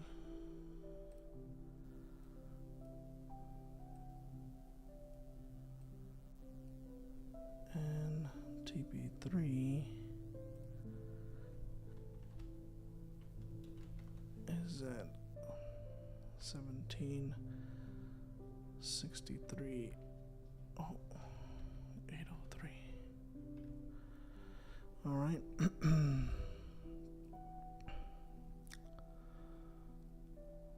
So, did I have an alarm on? Yeah, alert on that. Alert on this. Browsing up. TP2.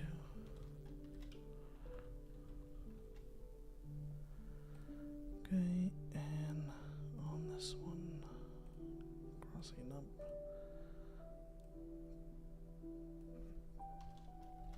TP3. All right. So there we go. Currently in drawdown about 4, almost 5 pips. This is the second trade of the day, guys.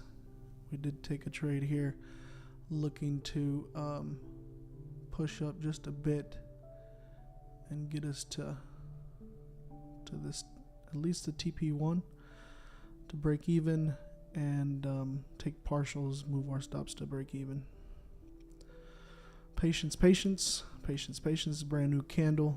We got about 55 minutes on the stream left, and about 9.5 minutes left on this candle. Just being patient here.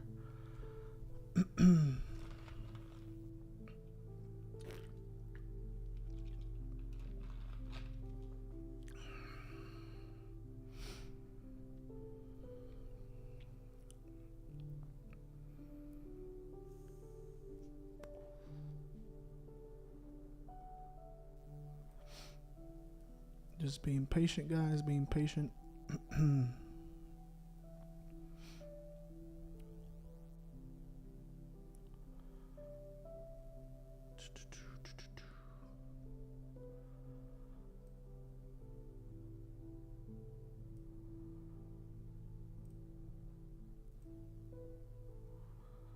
This was the name of that app. I'm just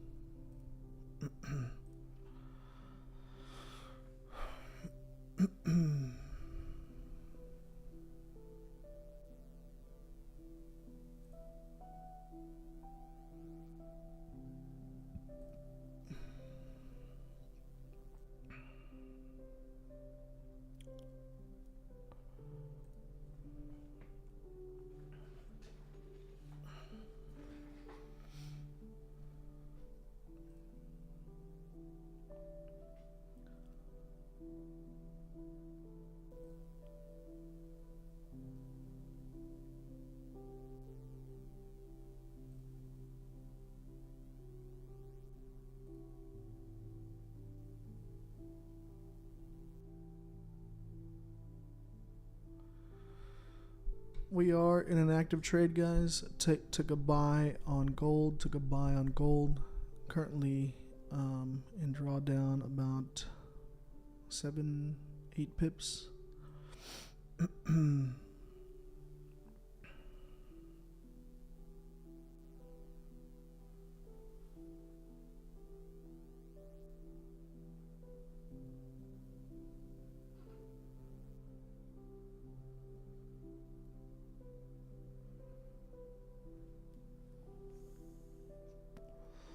Numbers are on the screen, the entry, stops, the take profit levels.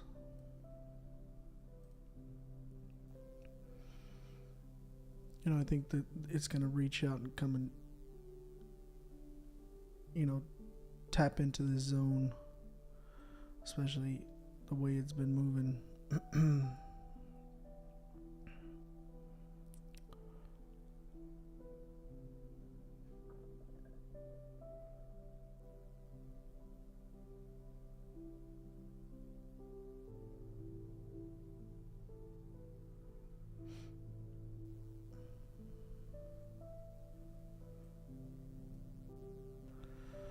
Patience, patience.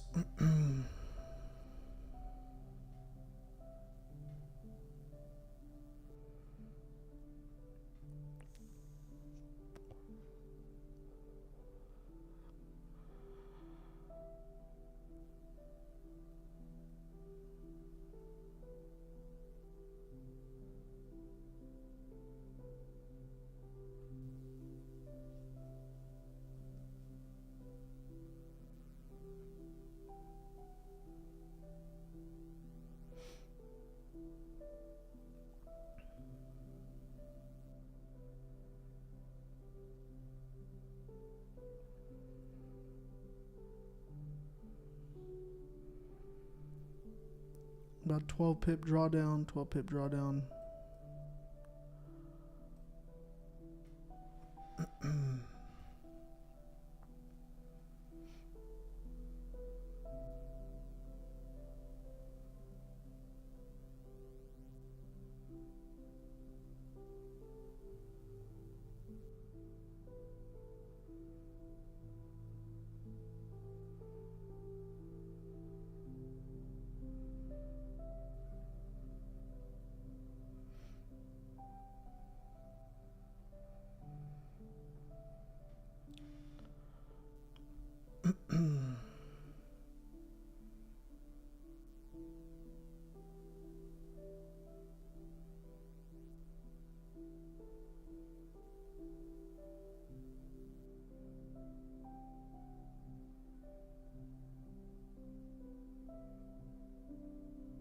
And she is pushing down 17 pips and drawdown.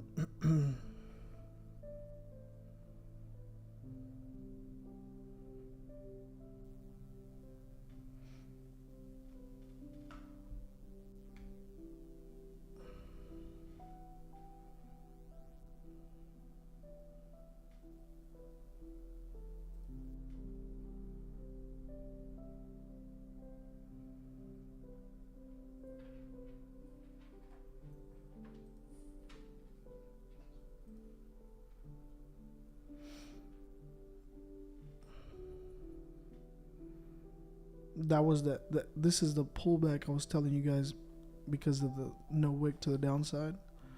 See that entry and pullback. The reason I got in was because of the break and because I was going to use less risk and because I was going to put my stops below here. It still made sense with the first target, so I gave it a shot. So we might hit stop on this one. See, hopefully we start getting this to pull back. We got about 3 minutes and 18 seconds left on the candle. She is pumping down.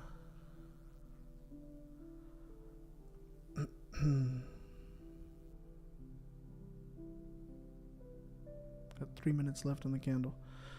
3 minutes left. Ooh. She's down about 22 pips. She's getting close. Oh, yeah, she stopped, hit my stop. Out on this one. Out on that one. Alright, I'm not going to take any more trades. I'm not going to test my luck. This is why I said use less risk. And, yeah, prime example of the no wick, right? It was a chance, and it didn't play out our way on this one. So, 1 win and 1 L. 1 win and 1 L for today.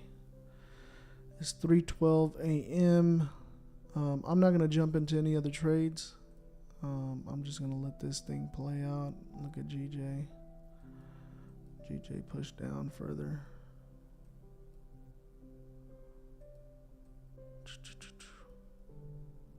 Yeah. So I'm basically done for London session. I will be on for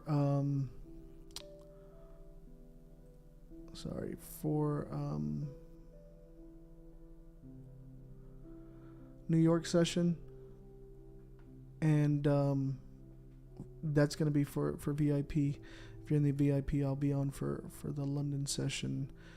I'll send out the Zoom link at 7:30. So in about 3:30, about 4 hours and 15 minutes, and then we'll look at that and live trade for US30. If you're in my VIP, look out for the link in the Telegram and the VIP Telegram. Other than that, guys, I'll see you guys tomorrow, and we'll do it again. Today we had a 1-and-1. We used less risk on the second one, so it was an L, unfortunately, but we did have the first win that we were able to secure some of those profits. But other than that, appreciate the love, guys. Thanks for tuning in. Thanks for the likes. Thanks for the love. Thanks for sharing. And we'll see you guys tomorrow. Peace. Trading session in the books. Executing analysis, strategy, and discipline. Thank you for joining us for this live trading session with Lord Banks. Subscribe and turn on alerts so you don't miss the next Lord Banks live trading session.